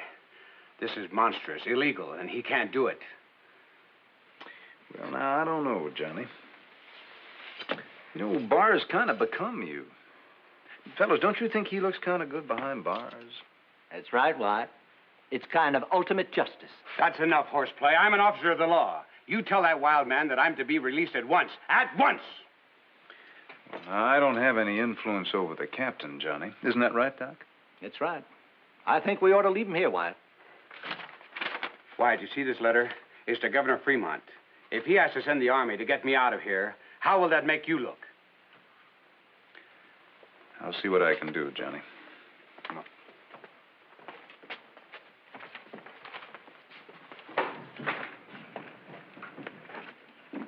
Roland won't let him send that letter to Fremont. Yeah. Let that fool cat do some sweating in there, Wyatt. I wish I could. He cannot. Now, come on, Doc, think about it. The captain's got no right to throw anybody in his private jail, much less a county sheriff. I don't think you're going to talk the captain out of it. Well, I don't intend to. You and Shotgun keep him busy talking about the war. I intend to discuss this whole jail business with Mrs. Rowland. Now, I don't like Bean any more than you do. But he could cause the captain serious trouble. Abducting and imprisoning an officer of the law. It's Rowland that could get 5 years. Yeah, give him the keys. So you see, Mrs. Rowland, the law down here is getting stronger. It's not necessary for your husband to fight his own battles. But he's always had to, or else abandon this property to the rustlers and the Apaches. Goodness knows I'm willing for him to stop. And the captain? He's very angry with that wretched sheriff. You ought to talk to General Denby at Fort Huachuca. He and my husband are old friends from the war. And the general can arbitrate? Yes. I've done all I can. You see, dear, trouble. David, what is it? The Clantons, armed to the teeth. They're riding down Brush Valley. Come on, Marshal. We'll need every fighting man here, except Sheriff Bean and those horse thieves. Just a minute, Captain. McGregor! Call in the outpost. We'll concentrate at the gap. Action, station! They're fools to come through the valley. It's a trap. Mrs. Rowland, the captain has a right to defend himself.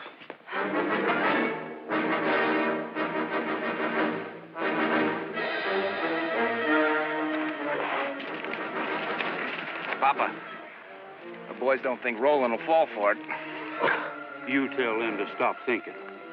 We'll keep him busy over here while our boys from Cottonwood Springs jump that ranch house from the other side.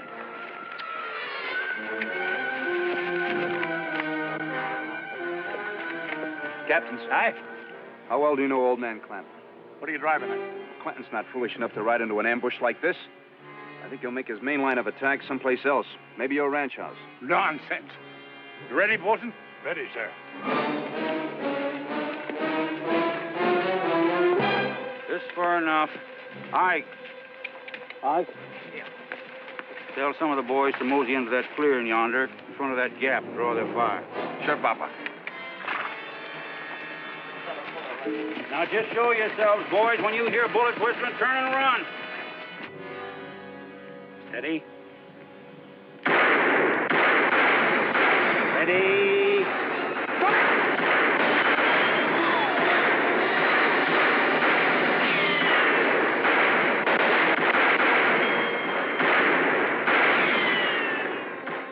Hit the ground. Bring them two boys back here. I'll see what I can do for them.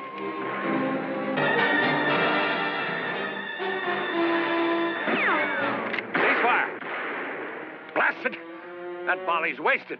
Only got two of them. Captain, I'm going back to your ranch house. What for? The fighting's here. I'm not so sure it is. If everything's all right back there, I'll be back here soon enough.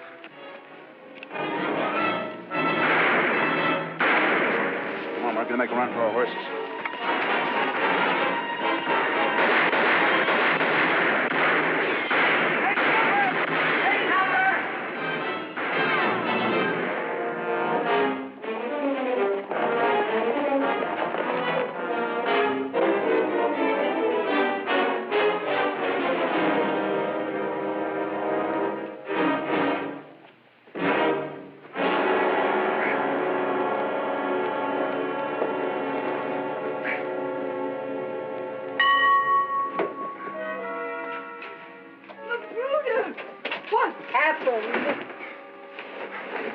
They broke through the back way.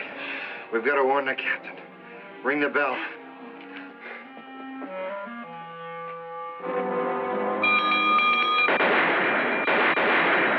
Hold it, Pop. Hold it. That's the bell. Earp was right. Bosun, take charge here. Keep them cannons pinned. Yes, sir. You. Come with me.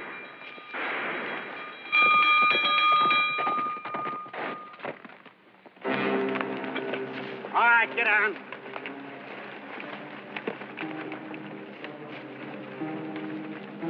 Spread out. Keep your guns ready. We'll rest the gate. Then we'll go in and tear the whole place apart. Come on. Come on. Doc, watch the gate. Marshal, if they shot the guards watching the back road, they're almost here. I knew it. Clanton outsmarted us. Doc, most of his men are sure to be coming that way. Not coming. They're already here. Get him inside. Give me a hand.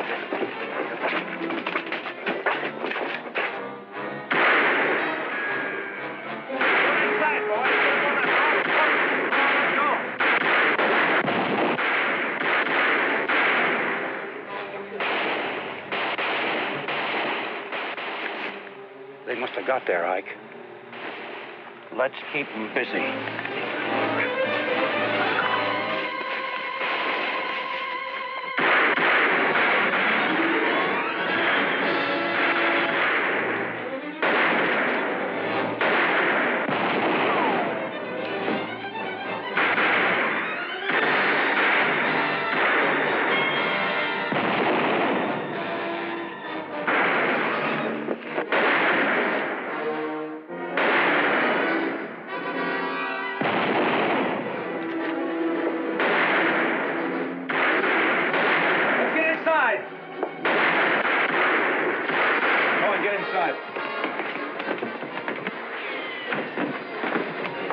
No, Mrs. Rowland. I can shoot a gun. No, you just reload for me. I don't want you hit. Go on.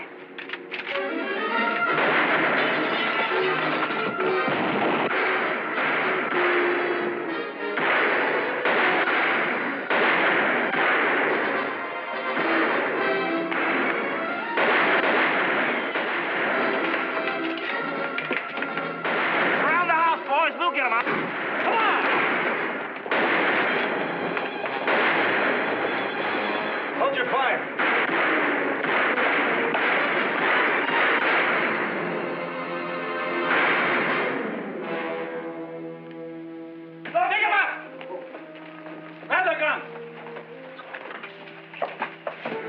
dear, are you all right? Of course. I'm all right. Sure glad to see you, Captain. Where's Magruder? He's inside, sir. He's badly hurt. Come, darling, I'll show you. Come on. Sit down, Shotgun. I'll fix that arm.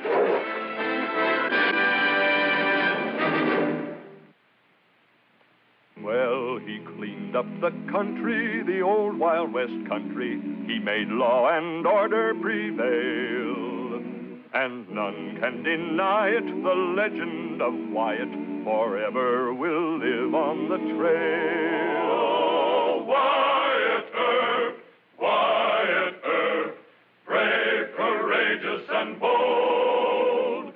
Long live his fame, and long live his glory, and long may his story be told. Long may his story be told.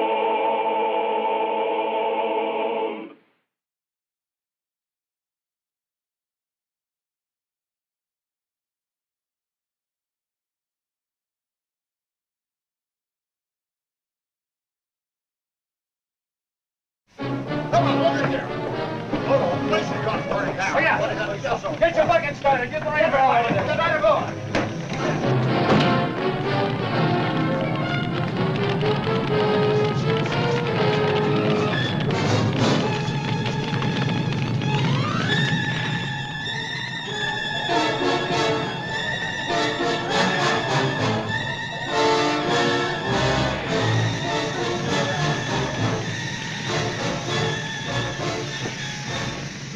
Why? Well, I'll go get Dr. Goodfellow. No, it's too late. What do you mean, from that fire? Fire didn't kill him. His head's bashed in. He was murdered. Oh, Wyatt Earp, brave, courageous, and bold. Long live his fame, and long live his glory, and long may his story be told. The Life and Legend of Wyatt Earp, starring Hugh O'Brien. In the West, a name was only a name, and it might be a mask to hide many things. One didn't inquire into it too closely, unless it became necessary, as it often did for Wyatt Earp. For behind the masking names were people and their problems.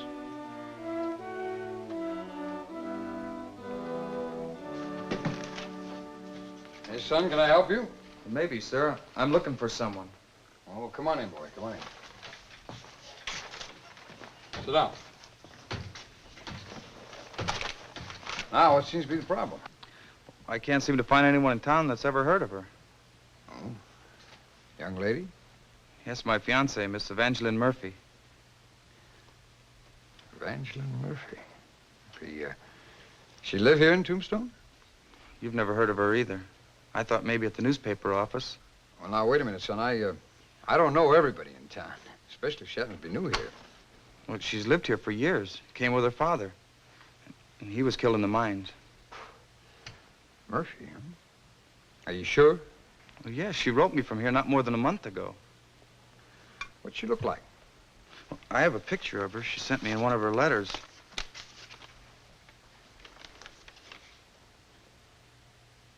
You know her?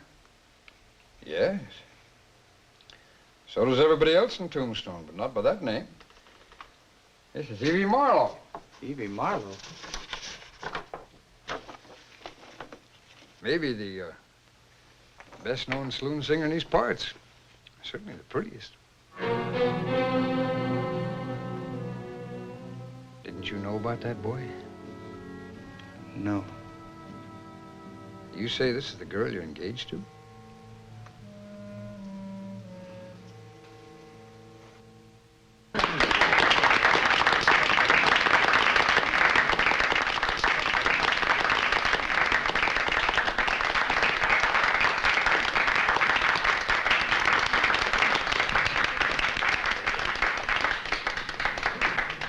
Evangeline. Where'd you hear that name? Well, you know, I'm Billy Costain. That's supposed to mean something to me? I've come to get you like I said I would. Come to get me? Sure. Didn't you believe me? Look, handsome, if this is your way of getting to know a girl... But I do know you from your letters. I don't know what this is, but you've got the wrong girl. No. You're Evangeline Murphy, aren't you? I'd know you anywhere from the picture you sent me. Anybody can have one of these. I sell them for $1. I don't know who sent it to you, but it wasn't me. You trying to say that you don't want to marry me like you promised? Marry you? Look, mister, I don't know what kind of game this is, but get out of my way. Not until you tell me for sure. You'd better get lost, because here comes the man I am going to marry, and he's not going to like this kind of play. So that's it. I'm sorry, but it wasn't me sent you that picture or wrote you letters. Well, what about the letters I sent you and the money? Money? Money to pay your father's debt so that we could get married. That's all I had. I want it back. Take your hands off me. You didn't have to do that. This young lady is not public property. Don't forget that.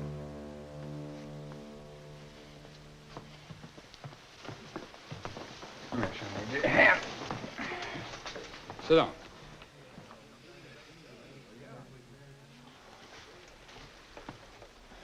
Boy, you want to tell me about it? A newspaper man spread what a fool I was. Well, then you should talk to Wyatt Earp.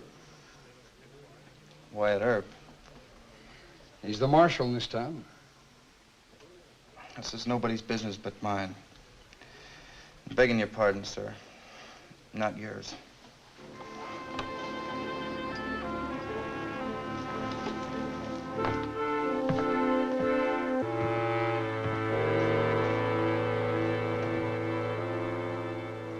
I should have known it was some kind of a trick. Now, this advertisement appeared in your paper back east, right? Yes, I can even remember the words. Decent, comely young girl, stranded alone in rough western town. Seeks help and loving protection of decent man. Object, matrimony. Well, that sounds like me. I was left alone to make my own way. That's right, Miss Evie. Go on. I don't know why I even answered. Maybe because I was lonely, too. You answered this, and the letters began. And the picture arrived, and I could hardly believe it. She was so beautiful. Well, I don't think anyone could blame you for being smitten, son. Not even Mr. Duval. The letters continued? Yes, and got more and more friendly, and then we became engaged, only... Only what? Well, only she said her father had died and left debts, and that she couldn't honorably leave Tombstone till they were paid. How much? $500. And you, sent it, huh? Plus train fare. Only she didn't come, and I waited, and then I wrote and told her that I was coming after her. Well, unless we were surprised whoever did it, you weren't supposed to come all this way out here. Marshal Earp, this is very strange. My father was killed in the mines, and he did leave debts. Well, you know, that's why I'm still here in Tombstone and working at the Alhambra. I know, Miss Evie. Do you suspect me? Well, as you said, it is very strange. You get one of the letters? Yes. Here.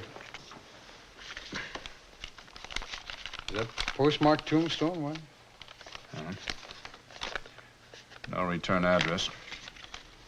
How did you address your letters? Just general delivery. Well, then the postmaster should know who Evangeline Murphy is. And who picked up the letters? Of course, it's late. He wouldn't be there now. No. He's probably out to his ranch by now. I'll go visit him first thing in the morning. There is one man we could talk to right now. Oh, who's that, White? Sam Dutton. Man who took this picture. What could Sam Dutton possibly know? He only took this picture. Evie here sells them at the Alhambra. Well, he might know something. Well, what? Anybody could have gotten hold of those pictures and sent them. What would Sam Dutton possibly know? Well, let's go ask him, Mr. Duval.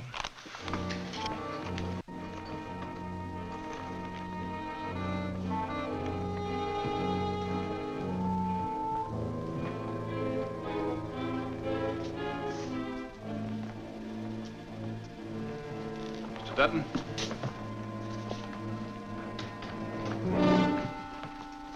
Why, howdy there, Marshal Earp. Mr. Clem. Evening, Mr. Dutton. You, know Miss Marlowe, Mr. Duvall? Howdy, Miss Marlowe. This young man here is Mr. Bill Costain. I believe you made this picture of Miss Marlowe. Yes, I think so. Yes, that's mine. Made it about 3 or 4 months ago. How many of those did you make up for Miss Marlowe? Why, quite a lot, I think. Well, you keep records, don't you, Mr. Dutton? Well, it'd take me a little time to look it up, but as I remember, maybe 100 or more.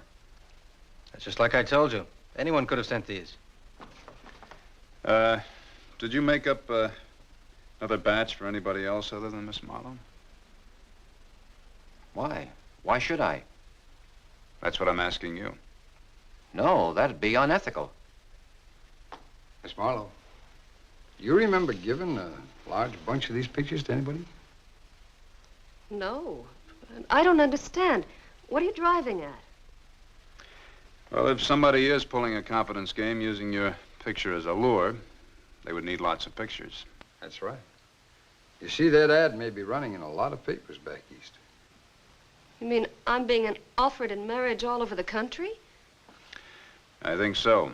There are a lot of Billy Costains, and more may be showing up at any time. Oh, this is awful. I'd like to see your records. Well, I'm sorry, Marshal, but they aren't here. I keep them in my box at the bank for safety. Will you have them here tomorrow morning? Sure. Sure. Evening, Mr.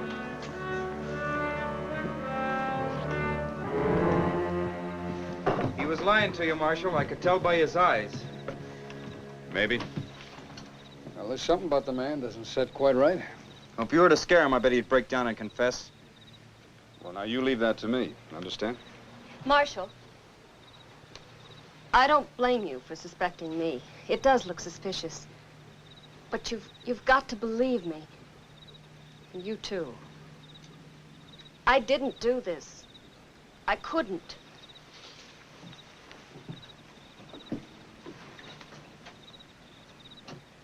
You know something, Wyatt? I'm inclined to believe her. You believe her, Marshal? You think she had anything to do with this? I hope not, Mr. Costain. But I'll know more by morning.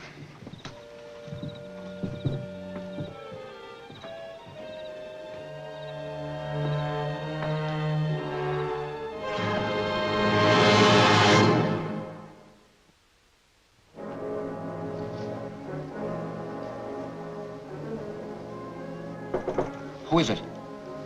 Marlowe.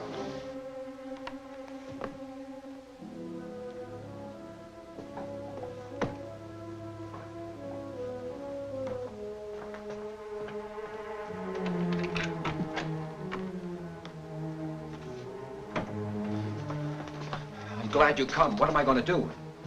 Nothing. Well, I handle the mail. Nobody can trace it to you. That's right. Sure, you can pick up and go whenever things get too hot. I can't. I've got a business. Don't worry. I'll handle it. How? I said I'd handle it, didn't I? Now, where are the books? What do you want with them? You want me to help you or not? All right. And where are the books? They're right here. That's all I need to know.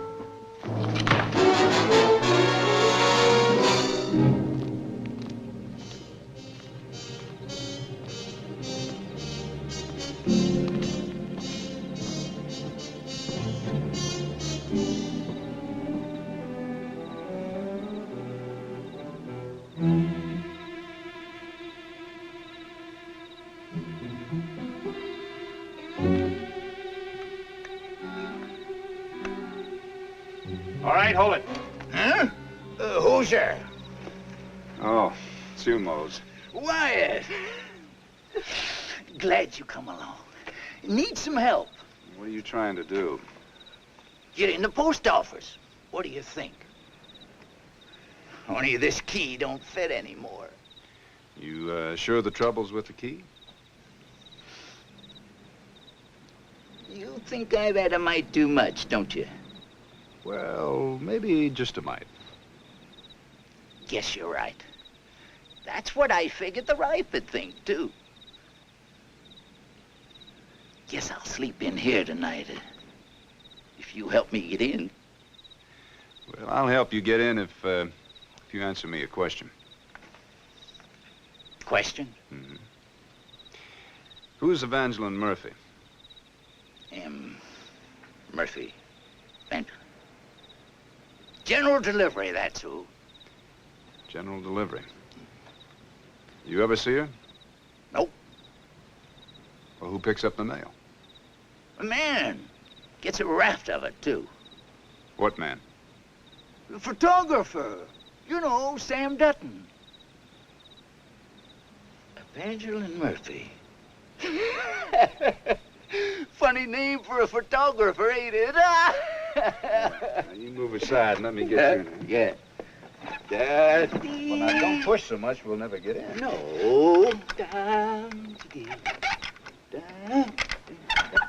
Wait a minute. Ooh, right. There you go. Now, there's your key. Oh, thanks. Now, you have a nice rest. You'll feel better tomorrow. Thanks, boy. Fire! Fire! This place is on fire! Come on, look at here. Oh, no, the place has got burned down. Oh, yeah. Get your bucket started. Get the rainbow out of here. Get ready to go.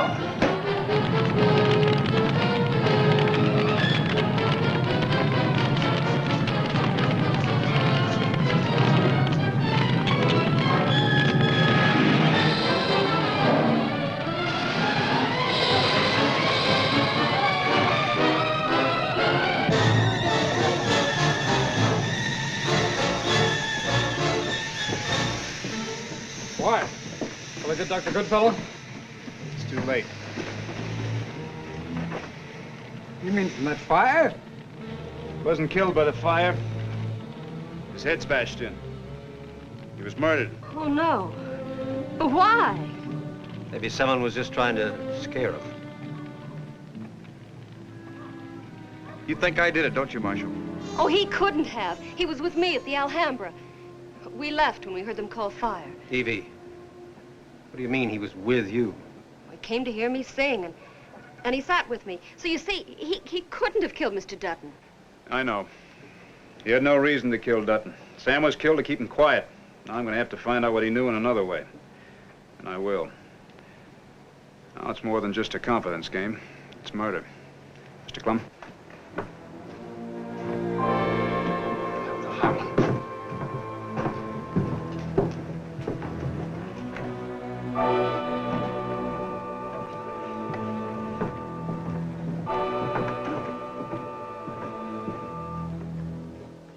There's not too much damage. Why?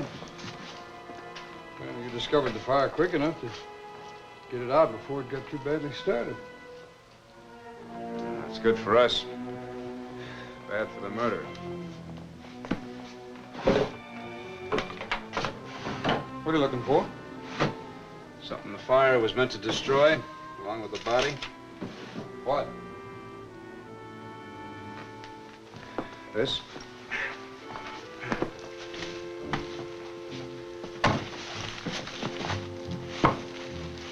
What are they?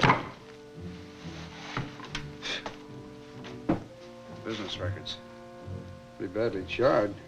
But not completely burnt. I want to take them along with me.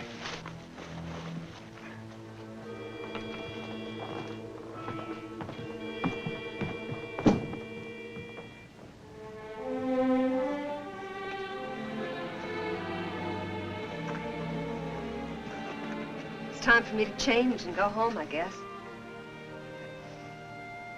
Thank you, Mr. Costain. Thank you for coming to hear me sing.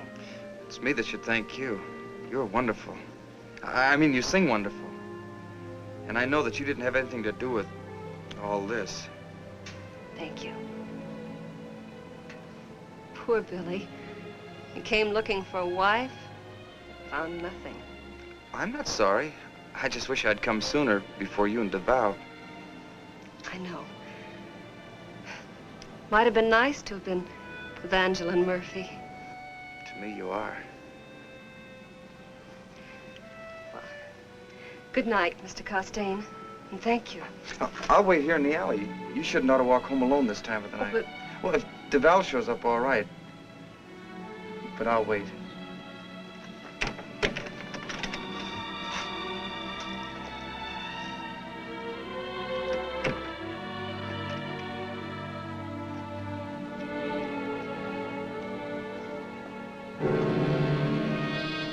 Evie, hurry up. We're getting out.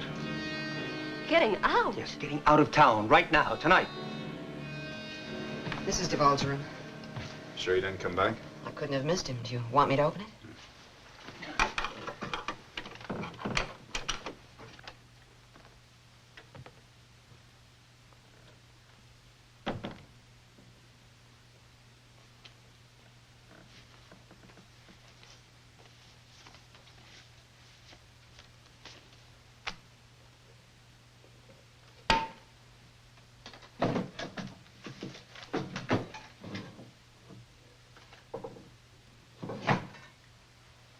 I always thought DeVal was an honest gambler.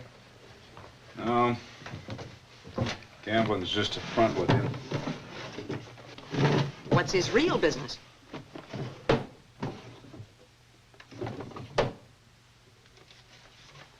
This. There. It's a picture of Evie Marlowe, isn't it? Whole box of pictures of Evie Marlowe. Wait, I don't get it. Well, Duvall got it. He got plenty. Do me a favor. Take that box of pictures and these letters over to Mr. Gibbs at the jail. I gotta see Miss Marlowe fast. I'll do it right away. Tell Mr. Gibbs be sure and lock him up.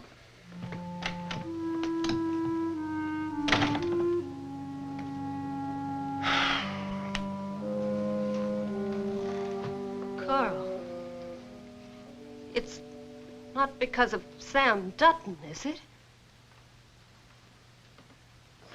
What made you think a thing like that?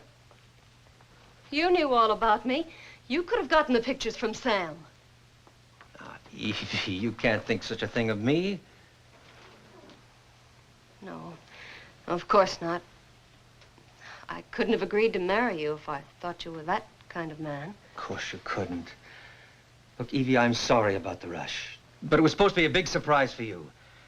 There's a wonderful job waiting for me in San Francisco if I just get there in time. But I've got to catch the midnight train out of Benson. Oh, Evie, it is a fine job. And we can settle down and we can have a home.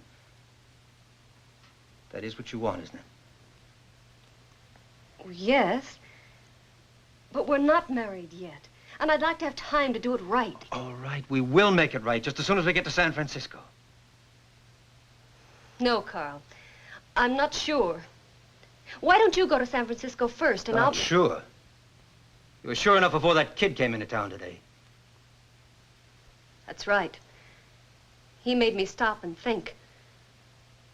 And Carl, I don't think I really love you. I think I was only lonesome, wanting someone to love. Well, you're not going to back out on me now. The love can come later on, but we're going out of here tonight. Because I can put you in this just as deep as I am. What do you mean? Sam Dutton, that's what I mean. It was you. And if I say you were a part of it, who's to say no? Earp already suspects you. You wouldn't. Wouldn't I? If you don't go with me now. I won't do it. I don't care what happens to me, but I want to see you pay for what you've done. You can't hang her twice, you know.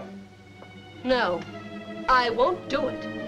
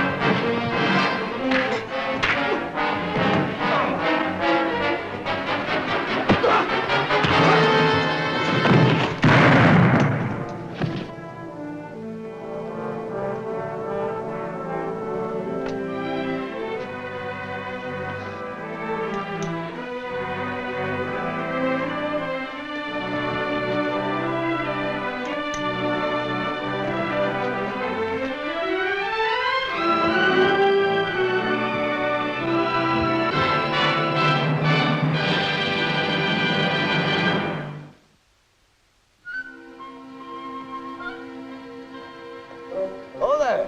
You. Wyatt.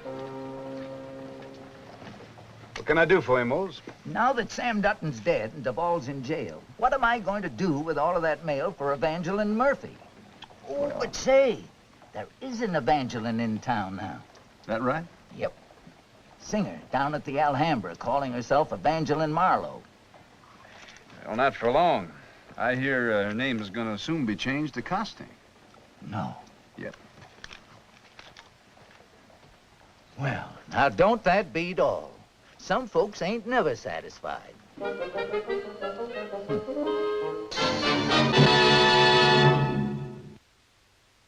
Well, he cleaned up the country, the old Wild West country. He made law and order prevail.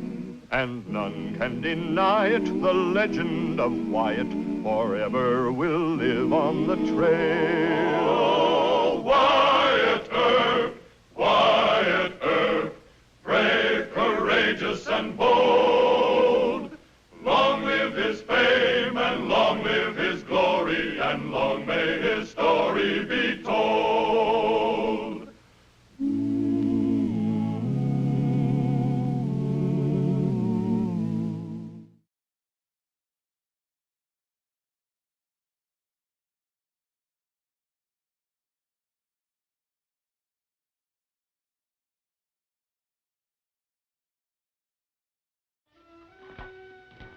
Here's the grub you ordered, Marshal. Oh, thanks, Mike. What do I owe you? With your breakfast, $6. All right.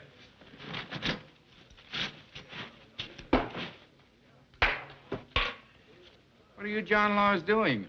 Using canvas straps instead of handcuffs now? No, Mike. That's a straitjacket. I had to take a poor fellow to a special hospital today. Straitjacket? How does it work? Well, here. I'll show you. Now, you put your arms through there. Here. Try it on. Oh, no, not me. Here, you. How about you? Try it on. Hey, what are you trying to do? No. Here, try it on. That's right. No, take it off. Now let me loose! Hey, easy, friend. I didn't mean no harm. You ain't putting me in no special hospital.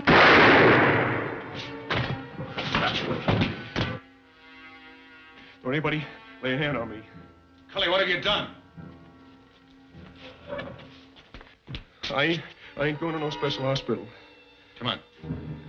We're getting out of here. And don't anybody try following us.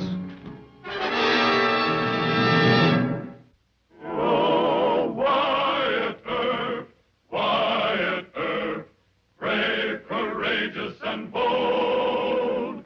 Long live his fame, and long live his glory, and long may his story be told. The Life and Legend of Wyatt Earp, starring Hugh O'Brien.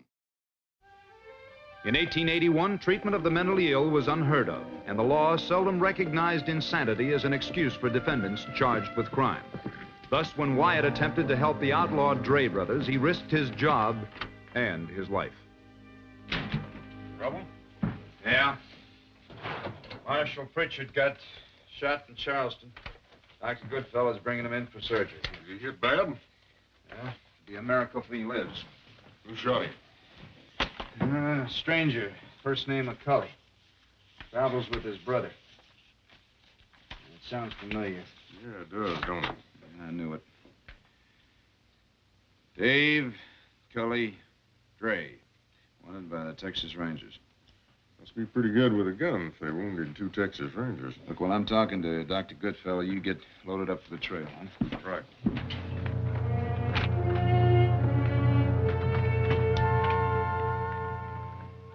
Wyatt? How's Marshal Pritchard? Critical. Is he conscious? Off and on. Did you, see this Cully Dre shoot him? It was incredible. Happened just like that. In my opinion, this man, Cully Dre, is unbalanced. You mean he's, insane? Well, I couldn't diagnose without examining him, but from what I saw, I believe he's suffering from some kind of brain injury. How would you tell that? The classic symptoms of brain injury are muscular weakness, foot-dragging gait, blinding headaches, and outbursts of hysterical behavior. Now, if Cully Dre fits this pattern, he's not responsible for his actions. Yeah, but in the eyes of the law, he's considered a criminal. Yes, and it's wrong. That's the tragedy with cases of this type. He probably doesn't even remember shooting Pritchard. Can he be cured? Well, possibly with surgery. Doc, if I brought him to you, would you help him? Oh, of course I would. I'll bring him to you. Quiet. Be careful. In his condition, Cully Dre is more dangerous than any gunslinger you've ever faced.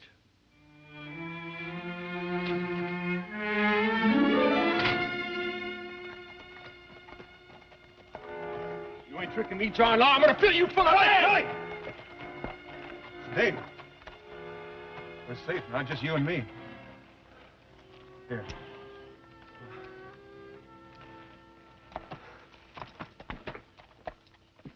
Now, wait a minute, Wyatt. You've got to listen to me. I'm not going to let the two of you go after the Dre brothers alone. I do what Wyatt tells me, Mr. Mayor. The minute I found out they were wanted by the Texas Rangers, I telegraphed their headquarters, and I just got their answer. Now, you listen to this. Use all force available to capture Cully and Dave Dre, dead or alive. If latter, hold for extradition. Yeah, look at it yourself, Wyatt. Now, posse can track them down in no time. The last report had him heading for the Dragoon Mountains. Do you know what that region's like? They could spot a posse a mile away. Cully Dre is no ordinary gunslinger, Wyatt. He's not a rational man. And that brother of his, he'll stop at nothing to help him. Well, I am banking on just that. Before there's any more bloodshed, I want to try talking them out. Talking them out? Well, they're not going to listen to you. Dr. Goodfellow says that Cully Dre needs medical attention. He thinks he can cure him. Well, maybe so. Maybe so, providing you have a chance to take him alive. Look, unless I am forced to, I don't want to have to shoot down a man who's so sick that he doesn't know what he's doing. Here. Wyatt, will you listen to me? It's too risky. Now cover yourself with a posse. With a posse, the letter's going to start flying for sure. And what would that prove? It needn't prove anything, Wyatt. It's your duty to uphold the laws, not make them. Well, it's about time the law recognized what makes a man start shooting without reason. Now, if I can't talk the Dre brothers out, the posse's welcome to shoot him out.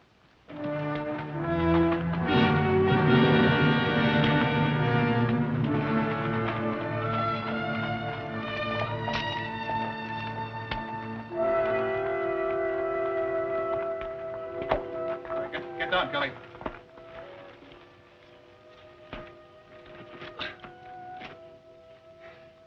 Why are we on the run this time? What happened? You shot a U.S. Marshal at Charleston. John Law? Why? Did I hurt him bad? No time to find out. Come on, let's get in the cave. No, Dave. What's the matter now? No, we'll get cornered in there. We must never get cornered. Come on, we gotta get out of sight. Can you hear what I'm saying? Yeah, but I don't see it too good. My eyes fog up on me. We don't have to see, just listen. The law is after us. There'll be a posse. We gotta get inside the cave. It's safe there. No, it's dark in there. I don't like the dark. Now quit it. What kind of talk is that for a grown man? It's darker all the time. You need sleep. Here. Take a swig of this. It'll stop the headache. That's enough. That's enough. We gotta make it last. Gotta make it last.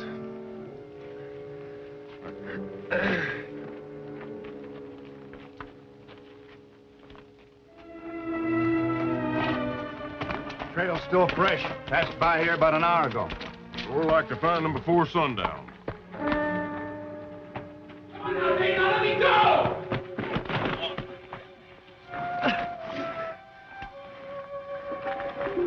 Can't you stay put? It's too dark in there. All right, all right.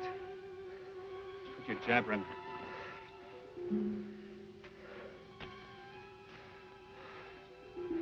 You can sleep out here. Don't leave me, Dave. Look, you're the only one I can trust. Huh?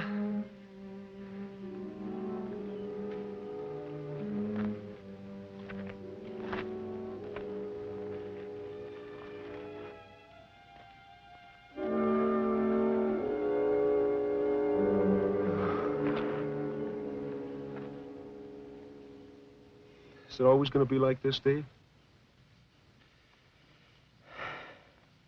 I guess so. No! Hush up!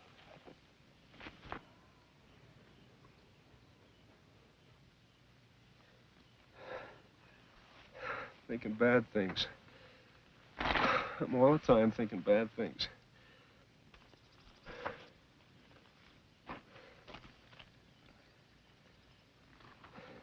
Think good things, Cully. Think of Mom and Pop and you and me sitting around the house after supper. Mom? Yeah, that's right, Mom. Remember how she used to sing songs to you? Remember?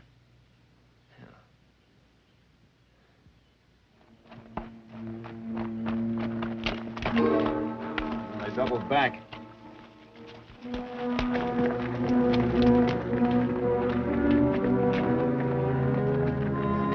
Why?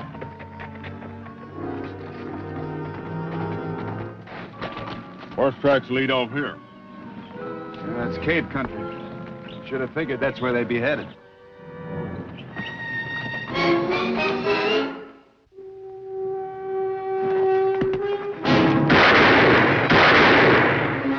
What'd you do that for? I heard something.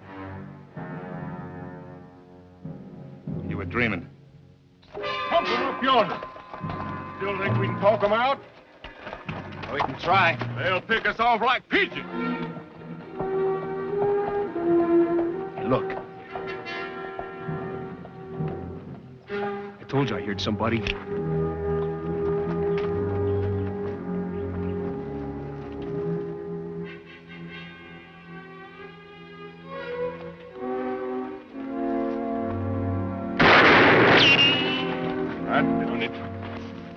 Hold your fire! Dre? Dave Dre, I want to talk to you. Let's see you drop your guns first. Fair enough. No what? Do as he says.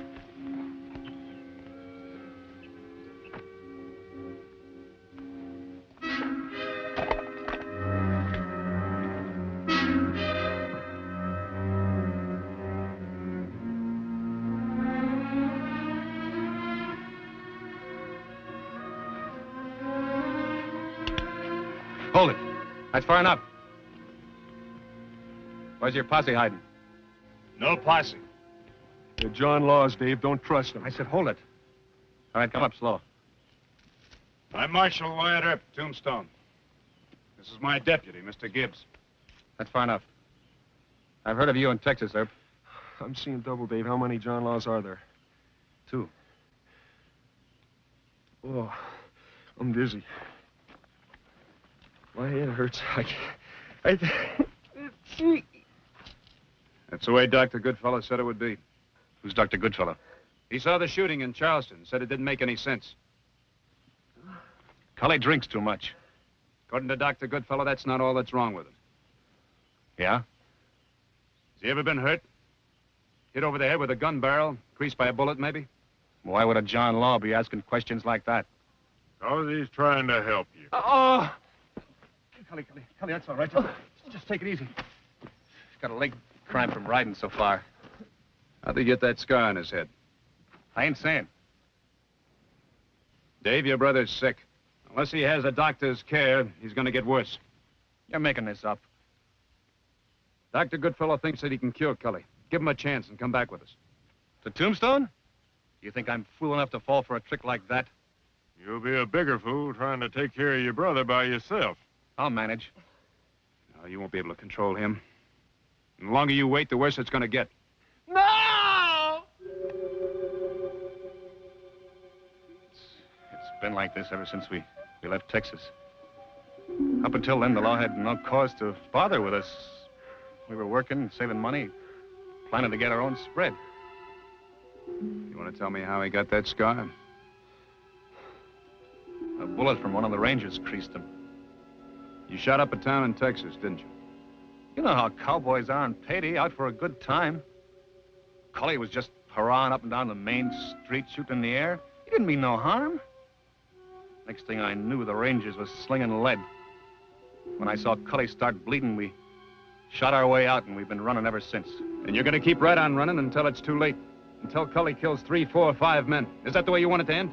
Suppose that marshal he shot don't pull through. No matter what the doctor says, they'll have Cully swinging at the end of a rope. The law means justice. And I say no court can punish a man for a crime he committed when he was out of his head. Davy. Davy. All right, Herb. Bring the doctor back with you. Alone. He'd be better off in Tombstone. It's my way or nothing. You give me your word you'll be here when we get back? We'll wait till sunup. Agreed.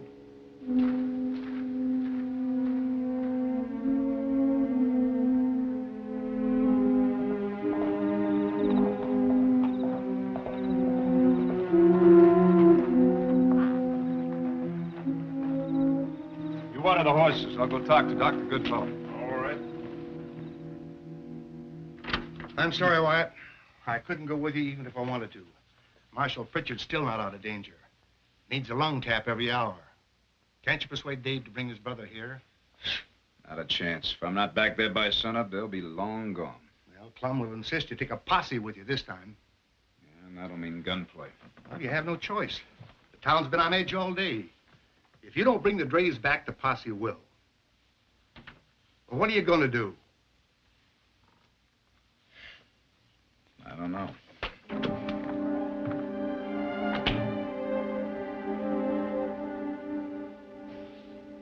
Wyatt, I've defended you a dozen times when people thought you'd gone soft on criminals, but I cannot defend you this time. I'm real sorry. Now, you're not sorry. You won't tell me where the Dre brothers are hiding, and you went out there and made an unauthorized deal with them, and it's your duty to bring them in. All right, I'll arrest them. But you keep that posse out of it. Not going to make you any promises, Wyatt. I got another telegram from the Texas Rangers, and they're sending a man here. The safety committee is ready to ride. Yeah, I know. I saw him milling around outside. You still think you can bring the Dre brothers in, huh? No, not with a posse. It's simple enough to start shooting, but that isn't going to help the cause for justice. Now, you do believe in justice, don't you? Now, you know I do. All right, then. You send the vigilantes on home, and you let me handle the Dre brothers alone. Wyatt, you're making a mistake. Bad mistake.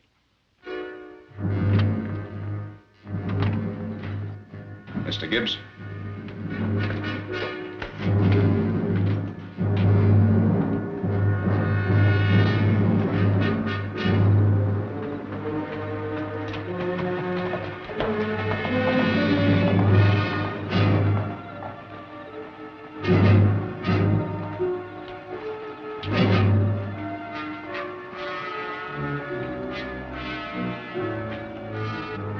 Stage driver told me that he saw Marshal Earp and Deputy Gibbs riding out of the west side of the lagoons just about sundown. I think the men we want are holed up out there. Well, we'll give them a half-hour start this time, and we'll trail them. All right, men, see to your horses.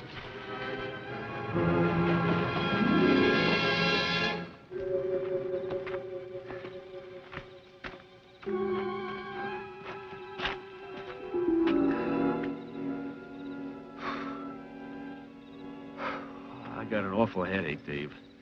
Wyatt Earp promised to bring you a doctor to give you some help. I don't know about those doctors. They may put me in one of them jackets. We wait till sunup. If Earp don't show, we ride. Let's ride right away. No, I gave my word. But what if he brings a posse? Look, don't let him take me away, Davy. Don't let him take me. No, I won't. Why don't you go back in and get some more rest?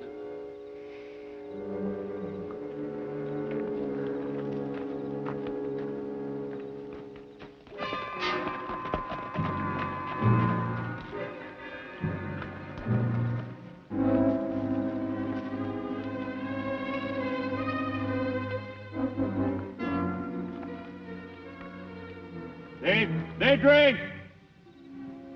That you, Herb? Yes. Leave your guns like you've done before. You heard it, Mr. Gibbs. I still don't like it.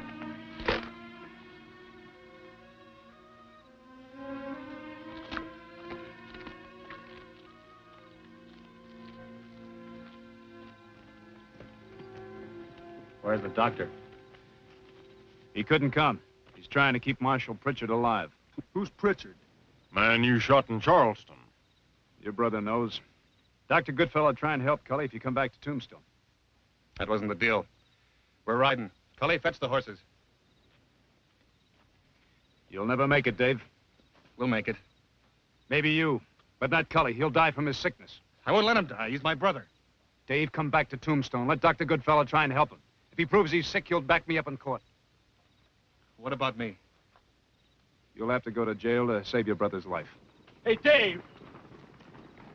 You lied to me. I didn't order that posse.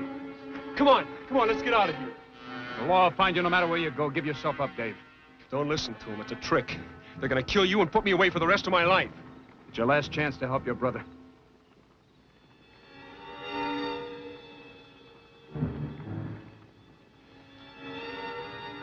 The marshal's right, Cully. Oh, Dave.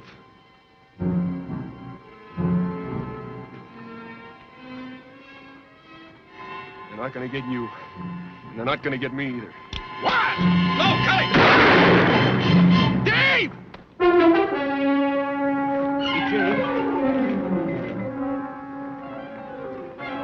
I didn't mean it. Ma? Dave's hurt. He's hurt bad. Object fire! Take care of him. I'll get close.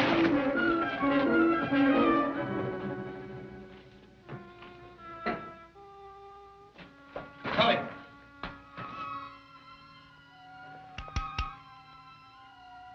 Cully? We're taking Dave to a doctor. You want to help him, don't you?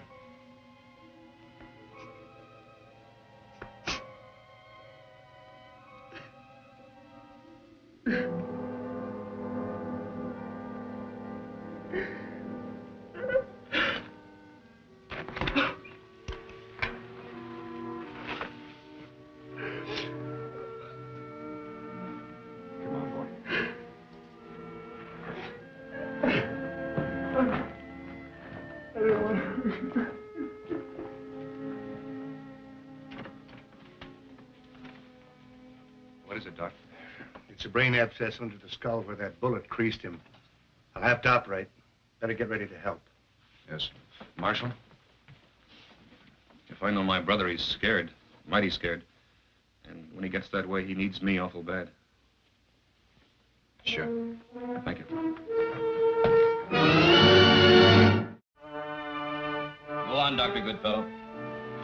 And because of Cully Dre's brain injury, he was not responsible for his actions at the time that he shot Marshal Pritchard.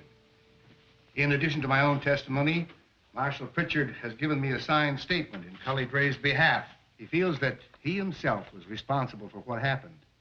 He terrified Cully when he put that straitjacket on him. If he hadn't, there'd have been no shooting. Thank you, Dr. Goodfellow.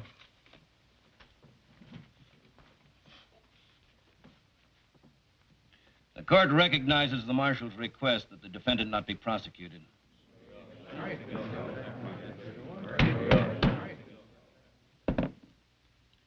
Dave and Cully Dre will approach the stand, please.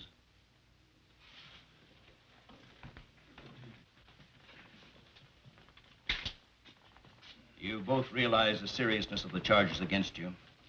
Under ordinary circumstances, you would have been shot down by a posse, or captured, tried, and on the face of the evidence, been convicted of assault. But due to Marshal Earp's belief and dedication to the true meaning of justice and his plea on your behalf, the court feels duty-bound to reevaluate the law. It is the court's opinion that the law has no right to prosecute a man who mentally is not responsible for his actions. Accordingly, I hereby exonerate Mr. Cully Dre of the charges against him.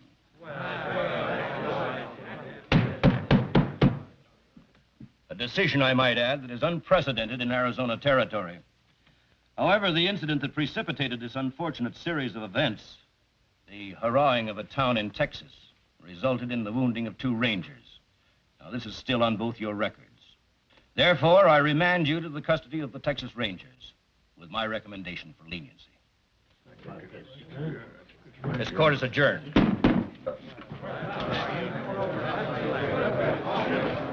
Marshal? Thank you. Don't thank me. Thank the law. See what I told you, Cully? He kept his word, didn't he? I reckon I didn't understand much before, mister, but I do now. Thank you, sir, for keeping your word. You take good care of him, Ranger.